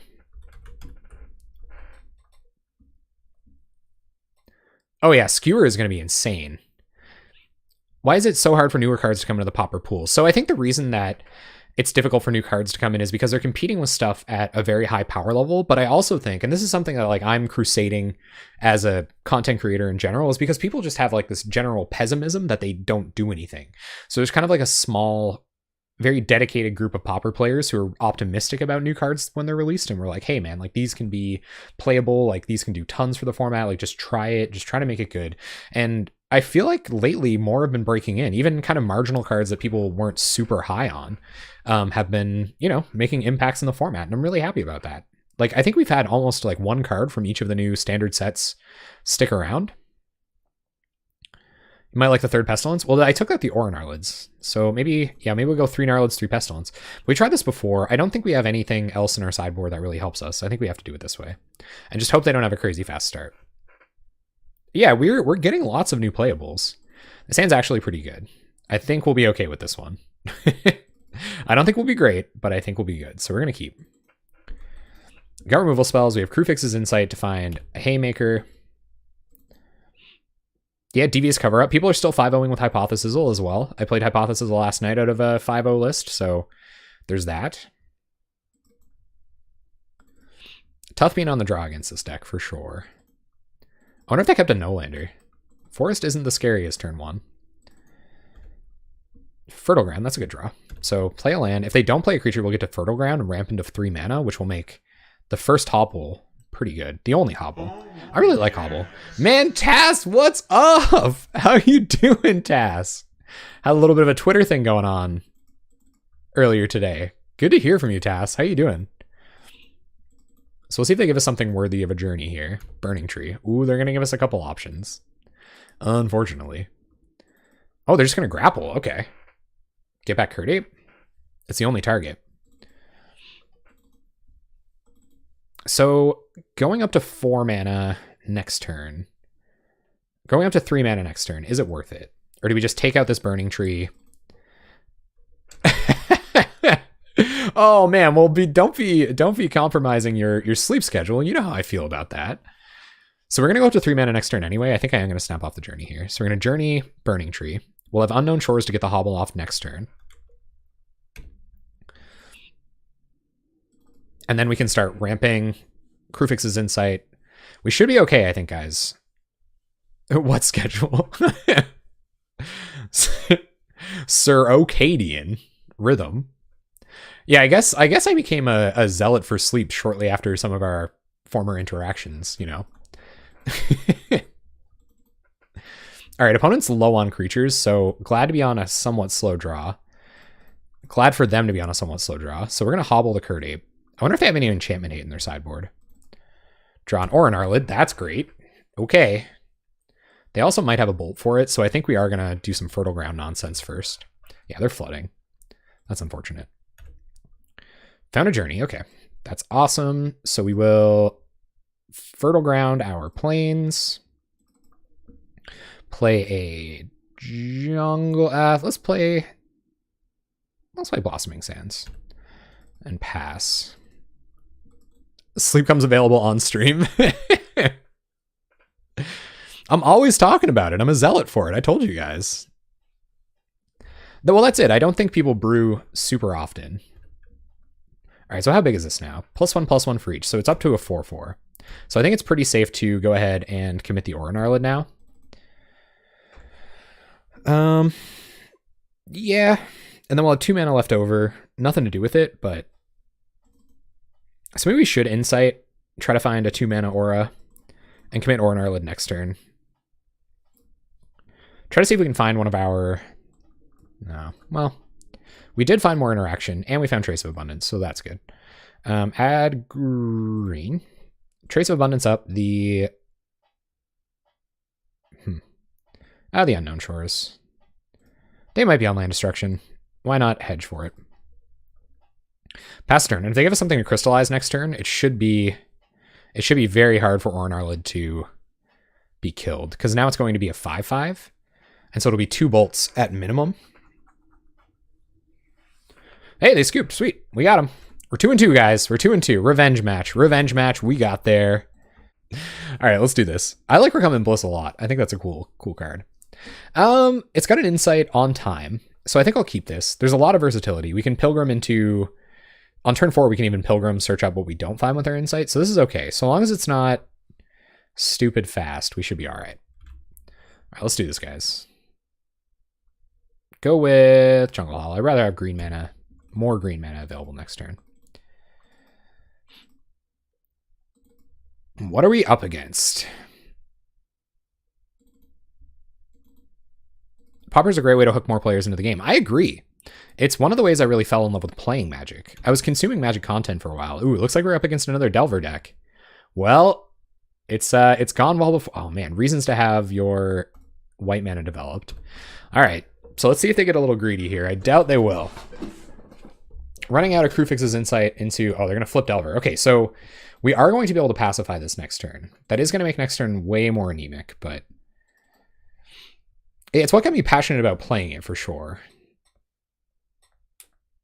It seems real nice versus certain decks. I agree. Oh, I think I saw that. It's flash, 1 blue, white. Was it like the new detention one? And I mean, if you're playing those Eidolons that get back into your hand whenever you cast a multicolor spell, it's pretty much card advantage, right? Opponent's going to reveal a Ponder, as Skred Delver is wont to do. Get in with the Insectile Aberration. So it looks like they are on Skred Delver, which we seem to have quite a good matchup against last game, or last time we played against them. Trace of Abundance is a great draw. So we'll play Forest. It just gives us more stuff to do with our mana. And Trace of Abundance, the Forest. Good to play around Daze too, which is kind of nice. Tap this, add white, and Desire. And now we can Pilgrim up a Pacifism to cast next turn, which is awesome. We have 1, 2, 3, 4. We'll have 5 mana. So we can, even and if we draw a 2-drop, we can Krufix's Insight on the same turn, or we can just try to Krufix's Insight into a 2-drop. Yeah, the Flash Arrest. And some builds do have Pillory. Like the Mimic decks will play Pillory. Yeah. Or do you mean Pestilence? Some Pestilence decks play Pillory Sleepless? Yeah, is that Recumbent Bliss? We were just talking about Recumbent Bliss. That card's so good. I love that card. What do you guys think of the card that... Oh, some versions of this. Yeah, that's cool. As like a win condition. Quiet Disrepair. Well, I'm pretty happy to see that. And our opponent can't counter it. So let's see if we can find a 2-drop that's more worth casting here. So we'll go ahead and Krufix's Insight. Get some card advantage going. Ooh, we found Pestilence. All right. And then we will add green mana. Quiet... Oh, can't cast that. Quiet Disrepair, the Trace of Abundance. and pass the turn. And if they give us a window to resolve our Pestilence next turn, I almost think we should do it. Because we're not winning the decking race now. Although we don't have a creature ourselves. They could just like Skred their own Delver or whatever. We're going to want them to cast an Augur or something maybe before we do that. Although it is so tempting to sneak it out. So tempting to sneak it out.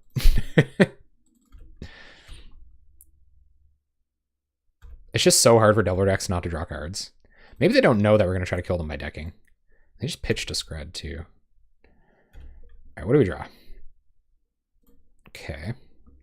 So we will Quiet Disrepair our own Quiet Disrepair. And play Heliod's Pilgrim. So this deck has about 7 removal spells. So once they waste all of the removal spells on Heliod's Pilgrim, then we'll be good to go. I don't really know what we want here, honestly. I guess more Quiet Disrepairs make sure we stay alive.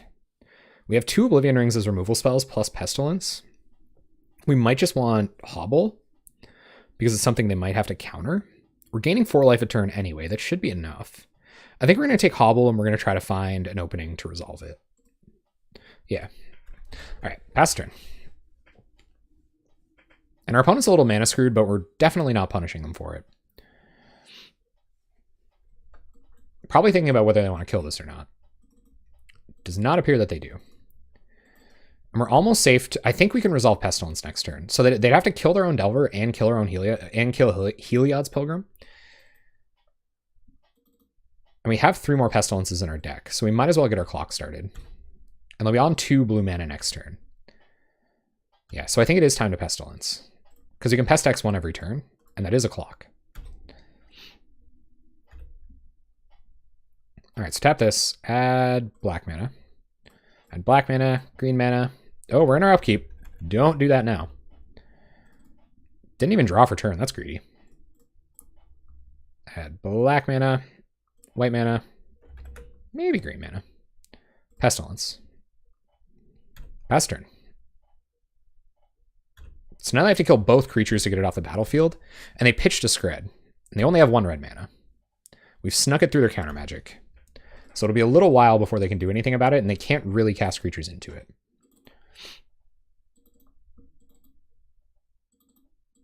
I wonder if we O-ring our own Pestilence, and then eventually O-ring our own O-ring. All right, they're going to Skred Heliod's Pilgrim. You got it. So go to end step. Pest X1. Quiet Disrepair goes off.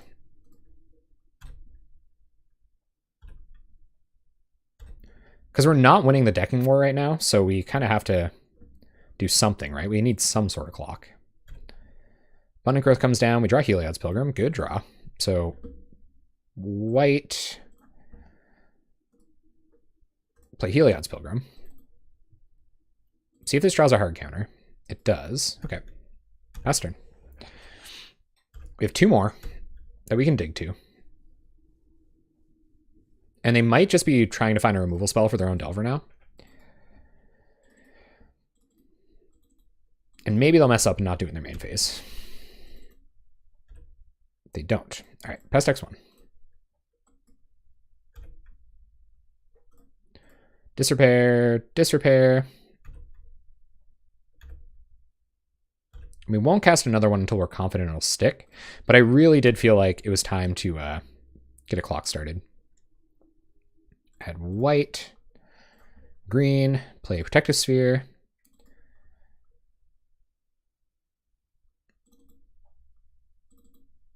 They're going to counter it? Wow, okay.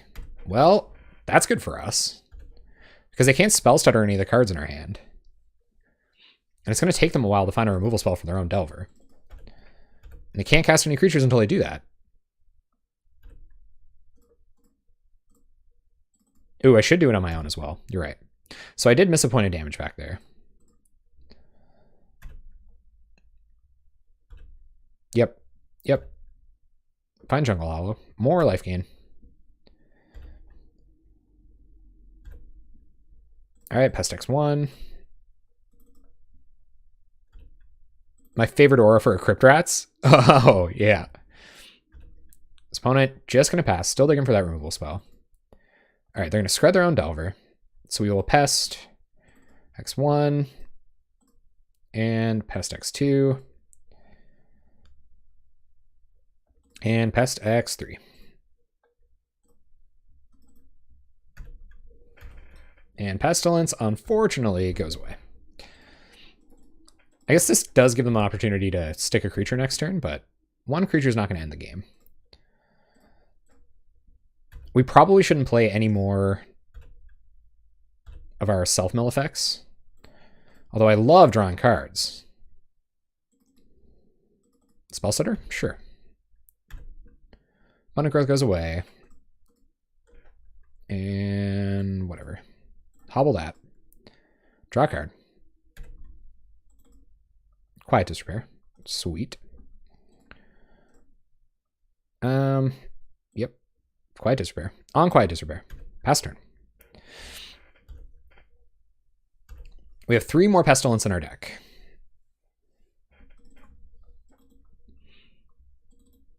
Gushes, sure. And now we're going to get in on the decking race. So yeah, so if they're just going to keep drawing cards, we should be okay. Yeah. So we're not even going to Oblivion Ring this. I don't see why it matters. Yeah. I might Oblivion Ring Delver. Delver might get away with the game. They've only left up 1 counterspell. Now we're good. Yeah, now we win. Or we should now. They still have 1 more card in their library than we do. They shouldn't be able to kill us through damage. I am going to Oblivion Ring Delver, though. And pass. We'll see what our opponent wants to do. Soul Link on a Crypt Rats is nuts. I wonder if they're going to cantrip. Any cantrip, like they can barely even play Augurs. I guess Augur can choose not to. Oh, they're going to play Ninja. Sweet. Okay, so we take 2 off Ninja. I think we just leave Ninja, right? Just in case. Gain some life. No, we're winning the decking race now. So we just got to be careful not to cast our own cantrips, and we'll be okay. I'm going to try to O-ring the Ninja. It is a way that they could find a way out of this. We'll pass the turn. We're going to hold on to Unknown Shores. Just in case they do feel like playing around anything. And now we just wait until our opponent decks themselves.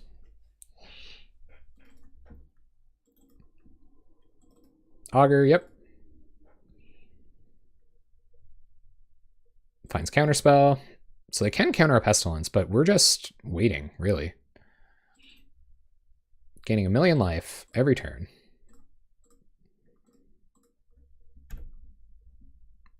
And have we seen the Bolt? We haven't seen the Bolt yet. So they might be holding on to Bolt to kill one of their own creatures. Finds Scour Barons. Yep. Pass turn.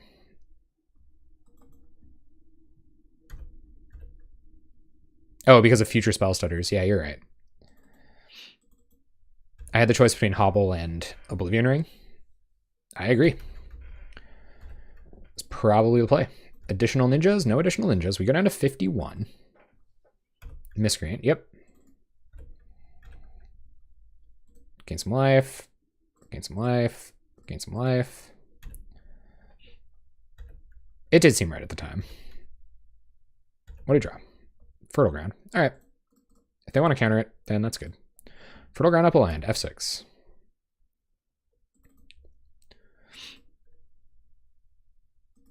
And bolts us down to 54. Delver gonna flip. Good. So we're still ahead. We're still netting life every turn. We're not netting time every turn. We are ahead on time now, though. So we got that going. Here comes Ninja. Yep. And Augur coming back down. The less cards in their library, the better. We're already in match 5. This is... It definitely is a tool right now. But I don't want to go blowing up an enchantment, ruining my life gain. See what we draw. Jungle Hall. Okay. F6. Upkeep stops probably don't matter. Let's see if Delver flips. It does on a Skred. Yep. Attacking for 1, 2, 3, 4, 5, 6, 7. So now they're hitting us for 1 every turn. Effectively. And decking themselves faster than they can deal damage. So I think we might still have it. You would rather them time out over mill out. Well, you're a man of culture, Terry, so I don't blame you. Opponent gonna go for the hard cast Gush. Don't feel like picking up lands. I don't blame you. We might not cast any spells this turn. They do have a counterspell in their hand that we know about. Gut shot, okay. I might try to kill something with that on their turn. I might just hold on to it for a Delver, though. Hard cast Gush. This is game 1, but going fairly quickly. Game 1 timeout or just the bee's knees? So Protective Sphere and Pestilence matter. They sure do. It's the only spells that actually matter. We'll let this go. They might have a spell stutter that we have to kill with a gut shot at some point to resolve the Pestilence, so I think it's worth holding on to. Another Augur, sure. 20 cards in library, we're at 48.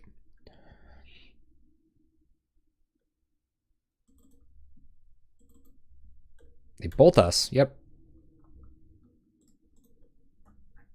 I guess we've already seen... So we've seen 2 bolts. That's good.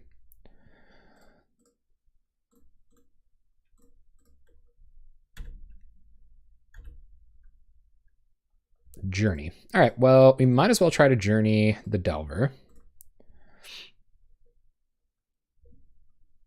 Oh, yeah. I think counter plus sprite is pretty reasonable. They've only got 4 hard counters in their deck. Here comes Spell Stutter Sprite, which is going to do it regardless. We can only kill 1 of the fairies, so yep. Journey, so that exile mattered, turns out. We'll pass. At 51, opponent has 19 cards in library, 5 cards in hand. Now we know. We certainly do. 2 more sprites, 2 more counters to worry about. 1 in their hand that we know about.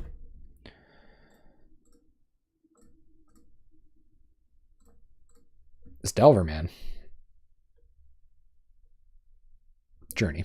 Well, run it back. See if we can get rid of the Delver. Opponent has additional spell stutters. Yep. Pass turn.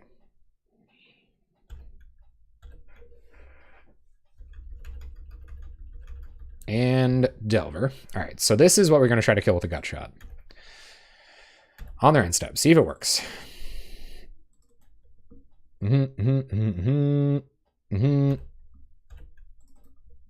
Oh man, imagine we've somehow managed to resolve a Pestilence. That would be amazing. All right, so red mana, try to kill Delver with the red mana. Is this the last spell stutter sprite? They dispel. Main deck dispel. Cool. Quiet Disrepair gains us a bunch of life.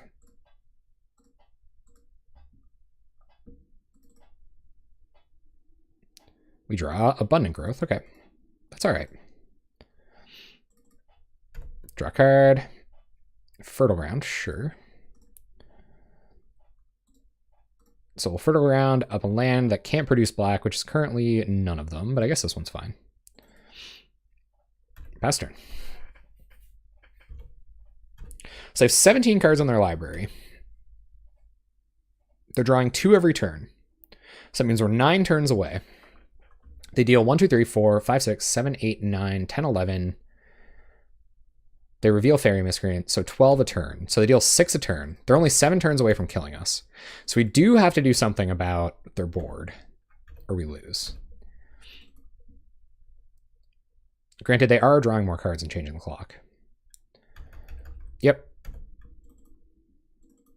We get down to 30. And I think they're going to sandbag that counterspell for the Pestilence regardless. So they probably have the 4th counterspell in hand now even. It's going to be tough. to win this one. Kirtar's Desire. Try to desire the already flipped Delver. I anticipate an answer coming.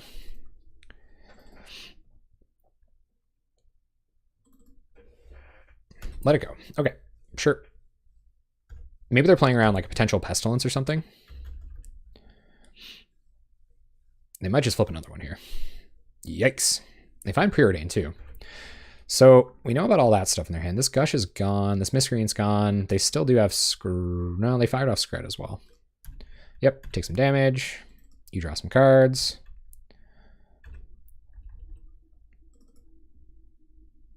And Preordains. So the more cantrips they fire off, the harder it will be for them to kill us. But they can still save 3 damage. It's true. But they can kind of do this. They can still draw a few cards, basically, is what I'm trying to say. So I think we want to wait until we have 2 cards. If we draw Pestilence, we're going to wait a turn to cast it to see if we can draw something to bait out the counterspell. Because we know they have counterspell in hand. There's Pestilence. Well. So now they probably have Sprite and Counter in hand. Because they've drawn essentially their entire deck. No Sprites in the bin. So maybe we have to try to cast 2 spells to draw it out, or just find another Pestilence. Eat as much time. All right, Terry. All right, Satan.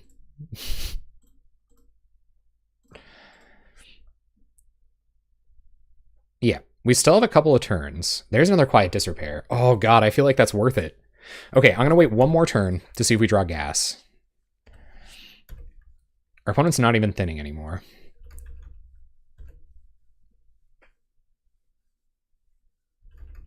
Yep. We beat Skred Delver fairsy squaresies, all right? This was the menace of the format back in the day. Here comes Augur. Okay, see what Augur reveals. They've used this Preordain. 2 counterspells would be tough, because they do still have a counterspell in their bottom 10. Okay, they have Ponder. Okay. They ponder. You best shout at the devil. Fairy Miscreant. So they are going to draw all these extra cards. I don't know if they're hoping for 2 answers for Pestilence or what. Or 2 answers for this turn. Probably bolts. Turn comes back. See if we can find enough stuff to cast here to make it worth it. Or maybe they're trying to change the clock. Gain 6 life. Forest. All right, we're going to go for a Quiet Disrepair, and hopefully they can't kill us next turn. If they counter this, they Spellstutter Sprite. So we know they have Counterspell in hand. 1, 2, 3, 4, 5, 6, 7, 8, 9, 10, 11, 12, 13, 14, 15. So we have to try to cast Pestilence here, but I think they have counter in hand. We're just dead to Bolt if we don't, and they've only cast... They might not have Bolt in hand. The Pestilence is just going to get countered, so we've got to pass. They can just attack for 15, Bolt us, and win here, though. So if they have Bolt in hand, we lose. And, I mean, they've drawn their entire deck, so I think they probably have Bolt in hand. They might play 2 more than the ones we've seen. We go to 3. Opponent draws. Lightning Bolt. Fairy Miscreant. Digging for the Bolt, or just maybe rubbing in? I don't know. We still do have to draw gas, though. Oh my god. Wow. We live another turn. They probably have both of their hard counters in hand if they don't have Bolt, though. They fetch Evolving Wilds. For a good shuffle. Good little value shuffle. Find Krufix's Insight. Oh my god. Guys. There's a chance. We could find 2 Pestilences. They're going to counter it. Add black. Add black. Add whatever. Pestilence?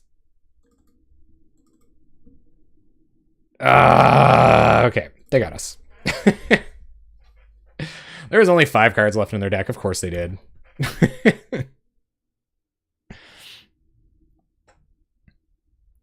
Yeah, we could cast Pyroblast probably. Pestilence obviously would have just won us the game there. But we didn't get it. 1, 2, 3, 4, 5, 6, 7, 8, 9, 10. Yeah, we're just dead. All right. Curse comes in? Curse of the Bloody Tome? That could be good. That was close. Opponent's going to Brainstorm. All right. Down to 0 cards in library. Ninjas. You got it. All right. So you think Curse comes in? Over what? I think it's just going to be about resolving Pestilence, right?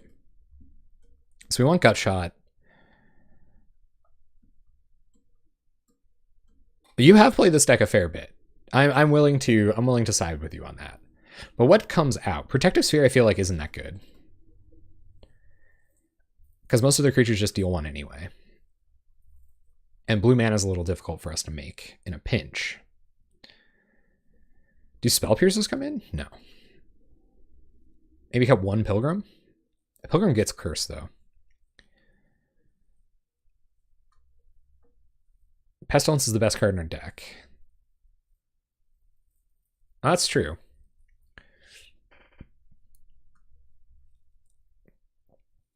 O-Rings, Quiet Disrepairs, all this stuff's going to be important. No, man. Pestilence is crazy against this deck. Crazy good against this deck. Pestilence was built to deal with this deck. I think we might trim 1 Pilgrim or an O-Ring. O-Ring's like a little inefficient.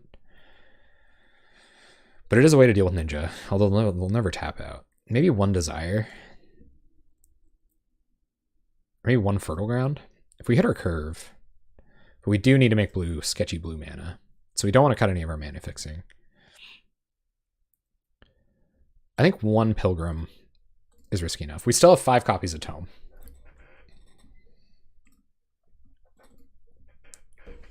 All right, guys. Let's try to do this. Let's see if we can't get him with the Curse of the Bloody Tome tech. Scatter Gut Shot to defend us from Delvers. But that was a good draw. I mean, we beat this deck straight up last time.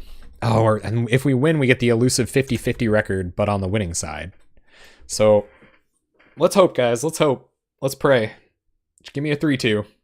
I don't think Duress is super good in this matchup. The funny thing about Skred Delver is that they only play 7, 11 cards you conceivably take out of their grip unless they were struggling. So if they're on 1, if they go like turn 1 Island Preordain, then you could feasibly Duress there, and if they have no land, take a cantrip. But otherwise, this is a good hand. This is a really good hand. We're going to keep. We might get there. Go ahead and Blossoming Sands turn 1. Give us access to Curator's Desire turn 2. Our opponent is being wary, playing a lot faster. We find Oblivion Ring. Okay, so I think we're just going to Curator's Desire, the Delver. They could have Daze, but I want to play tap land here. Pass.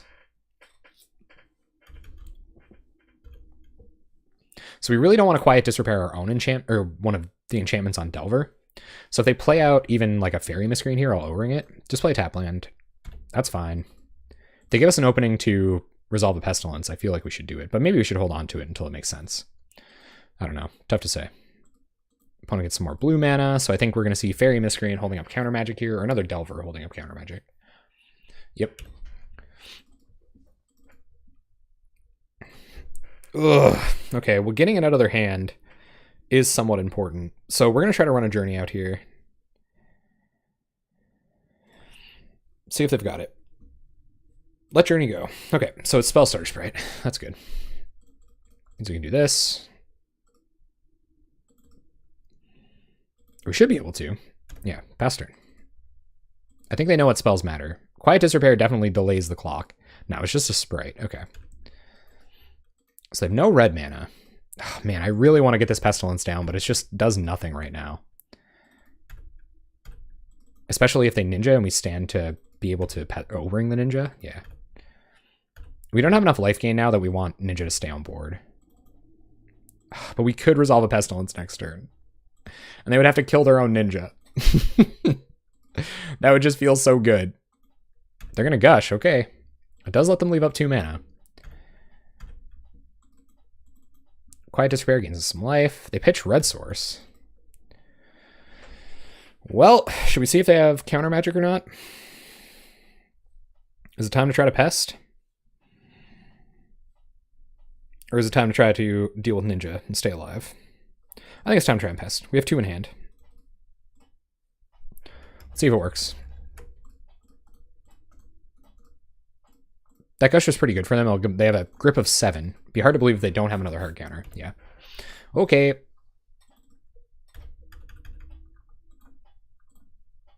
Delver doesn't flip. No reason giving us any information, any extra information. So Miscreant here does make next turn a little more awkward, but we will jam Pest and see if they have another hard counter. If they did find another hard counter in that few cards, then man, you got us. Because I think that's... Then we'll just end up digging to more Pestilences. But hopefully they don't have it. They have it. Okay, that's bad.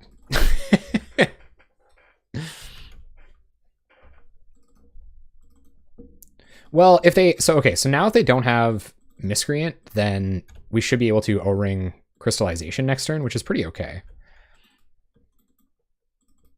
Ninja draws a card. I mean, it's not fantastic, but Augur. Okay, so we are going to get to shut down this whole value stream that's going on. We got kind of lucky on having the 2 Pestilence in our opener, and then... Oh man, that's awkward. Okay. Gain some life. Draw O-Ring. That's good. Can I cast Crystallization like this? I can. Okay, so try to O-Ring Ninja.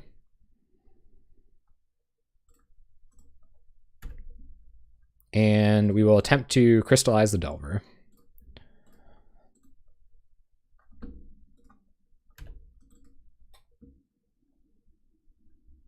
Well, I don't... So it was pretty unlikely that they had both counterspells in their opener. Delver is going to leave up 2 blue mana for the rest of their lives. That's just what Delver does. So they don't flip. They might have drawn a land. Or they probably just aren't giving us information at this point. So we're going to see the Ponder. No, just more Augurs. Okay. Put some cards to the bottom. Gets Evolving Wilds. Cracks it. I mean, they do have 2 more counterspells, and we haven't found our blue mana to get our win con online. So we're in a little bit of an awkward position.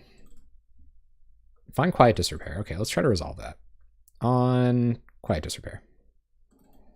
This might draw a Sprite. It doesn't. Okay, maybe they know it doesn't matter. Really. It kind of matters, but...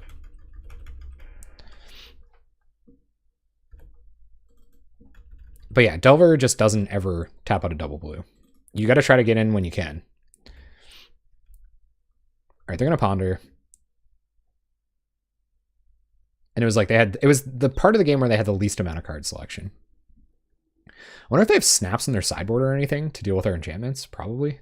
Probably have Echoing Truth. Or no, they're running like Trickery stuff instead of Echoing Truth. More Augurs. Yep. It's a clock. Augur beats are a way to do it. They Brainstorm. Well, we're playing the hope they don't have hard counter game. They gush. It's going to be a fairy. Yep. So now they can counter O-Rings. So that's a little tenuous. Got to find gas. Well, they still have 2 blue mana up. Right? Like they would still have 2 blue mana and a counterspell in their hand. I guess we could, I don't know, keep threatening their threats until maybe they ran out of counter magic, but I don't know, man. That seems a little sketchy. I do feel like they have spell starters right now, and I don't want to give them value for it, so we are going to hold on to O-Ring. But this is going to be tough. This is going to be tough to win from here. Those 2 hard counters on Pestilence. They would still have hard counter. They had 2 hard counters in hand. Right? It's just they still would have had hard counter. I get what you're saying. You should now it would be a chance to stick a pest. If we found it. But they also might just have a null out of their sideboard. So now we need Pestilence. Bad. And it's not even awesome here. Krufix's Insight would help. Nope, just lands. All right, pass. Bolts us. Yep, probably dead. It is all ifs, ands, or buts. You could be correct, though. I'm willing to admit that. And attacks with a squad. So they're doing 1, 2, 3, 4, 5, 6, 7 a turn now. To our gaining force. They're effectively doing 3 a turn, but we're pretty low on life. There's Stormbound Geist. All right, Quiet Disrepair ticks up. We get some life. And now I feel like they'll definitely have... All right, see if we can snag a counter with this. Okay. Maybe with this. Curse looks real bad here. Okay, we have 2 O-rings now, and I think we can only cast 1 this turn, unfortunately. We do want to get rid of that Stormbound Geist. Let it go. All right. Pass the turn. I feel like they should have. I feel like they don't have Sprite in hand now, if they didn't counter that. But it's definitely possible. We haven't seen that Brainstorm either, even with that fetch, so they gotta like their hand.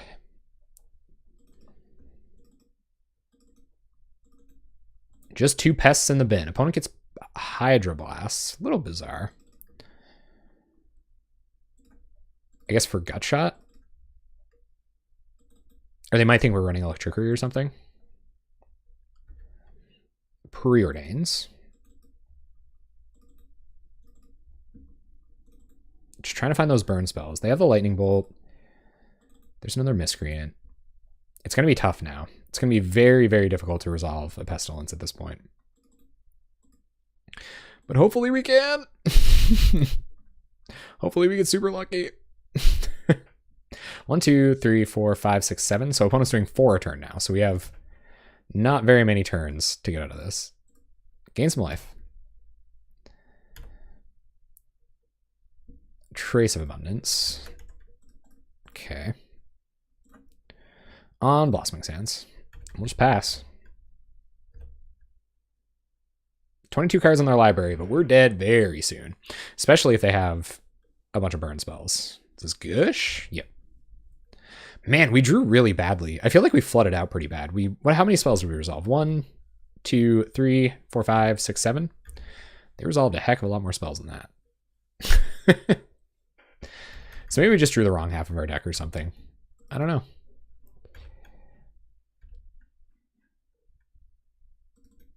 We didn't win game 1, though. They beat us game 1.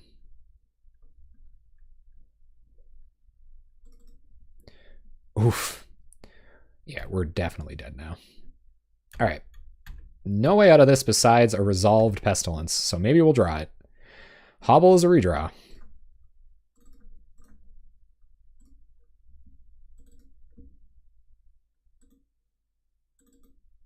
They don't have to counter it unless they lose the game. Nah, nothing we can do here. This is blocks one of these. We take 1, 2, 3, 4, 5, 6, 7. Even if we pacify one of these, we still lose the game. 1, 2, 3, 4, 5 mana. Yeah, no, we're just dead. Hey everyone, out in YouTube land. First off, thank you so much for hanging out for the entire league. I really appreciate it. Tonight, we were on this crazy prison enchantment control deck. It was awesome. Krufix's Insight drew a ton of cards when we needed it. Pestilence locked decks out of the games when it should have. Sometimes all of your Pestilences get countered. That just happens. Anyway, I loved this deck. It was something that I feel like I would love to tune or play with enough to get really good at it. I think you should try it out. It feels really good. The lines are actually more straightforward than you think because there's so much ramp in the deck, but it's got enough complexity because you're always drawing to like your Pestilence or your Hobble or something weird like that. Anyway, give it a try. Enchantment Control. Methodical has a ton of great videos on their YouTube about it. It's just, it's a great deck. Everybody loves it. So thanks so much, everybody, again, for hanging out for the entire league out there on YouTube and for hanging out for the whole stream out here on Twitch. I really appreciate it. Have a great night, guys. And for you guys over on Twitch, thank you for the subs. Thank you for the bits. Thank you for the follows. Here's the Discord where we hang out and chat. Here's a deck tech for this deck right here. I wrote an article over on Reddit tonight. Don't mind going over there, give me a little update. Let's signal boost that moth. And in the meantime, I'm gonna go find a Twitch streamer to go hang out with when we're done. Hopefully there's a Pauper streamer out here. Pauper streamer's playing? Nasty. Oh, that's nasty. All right, guys, let's go hang out with Nasty. And for now, all of you have a fantastic night.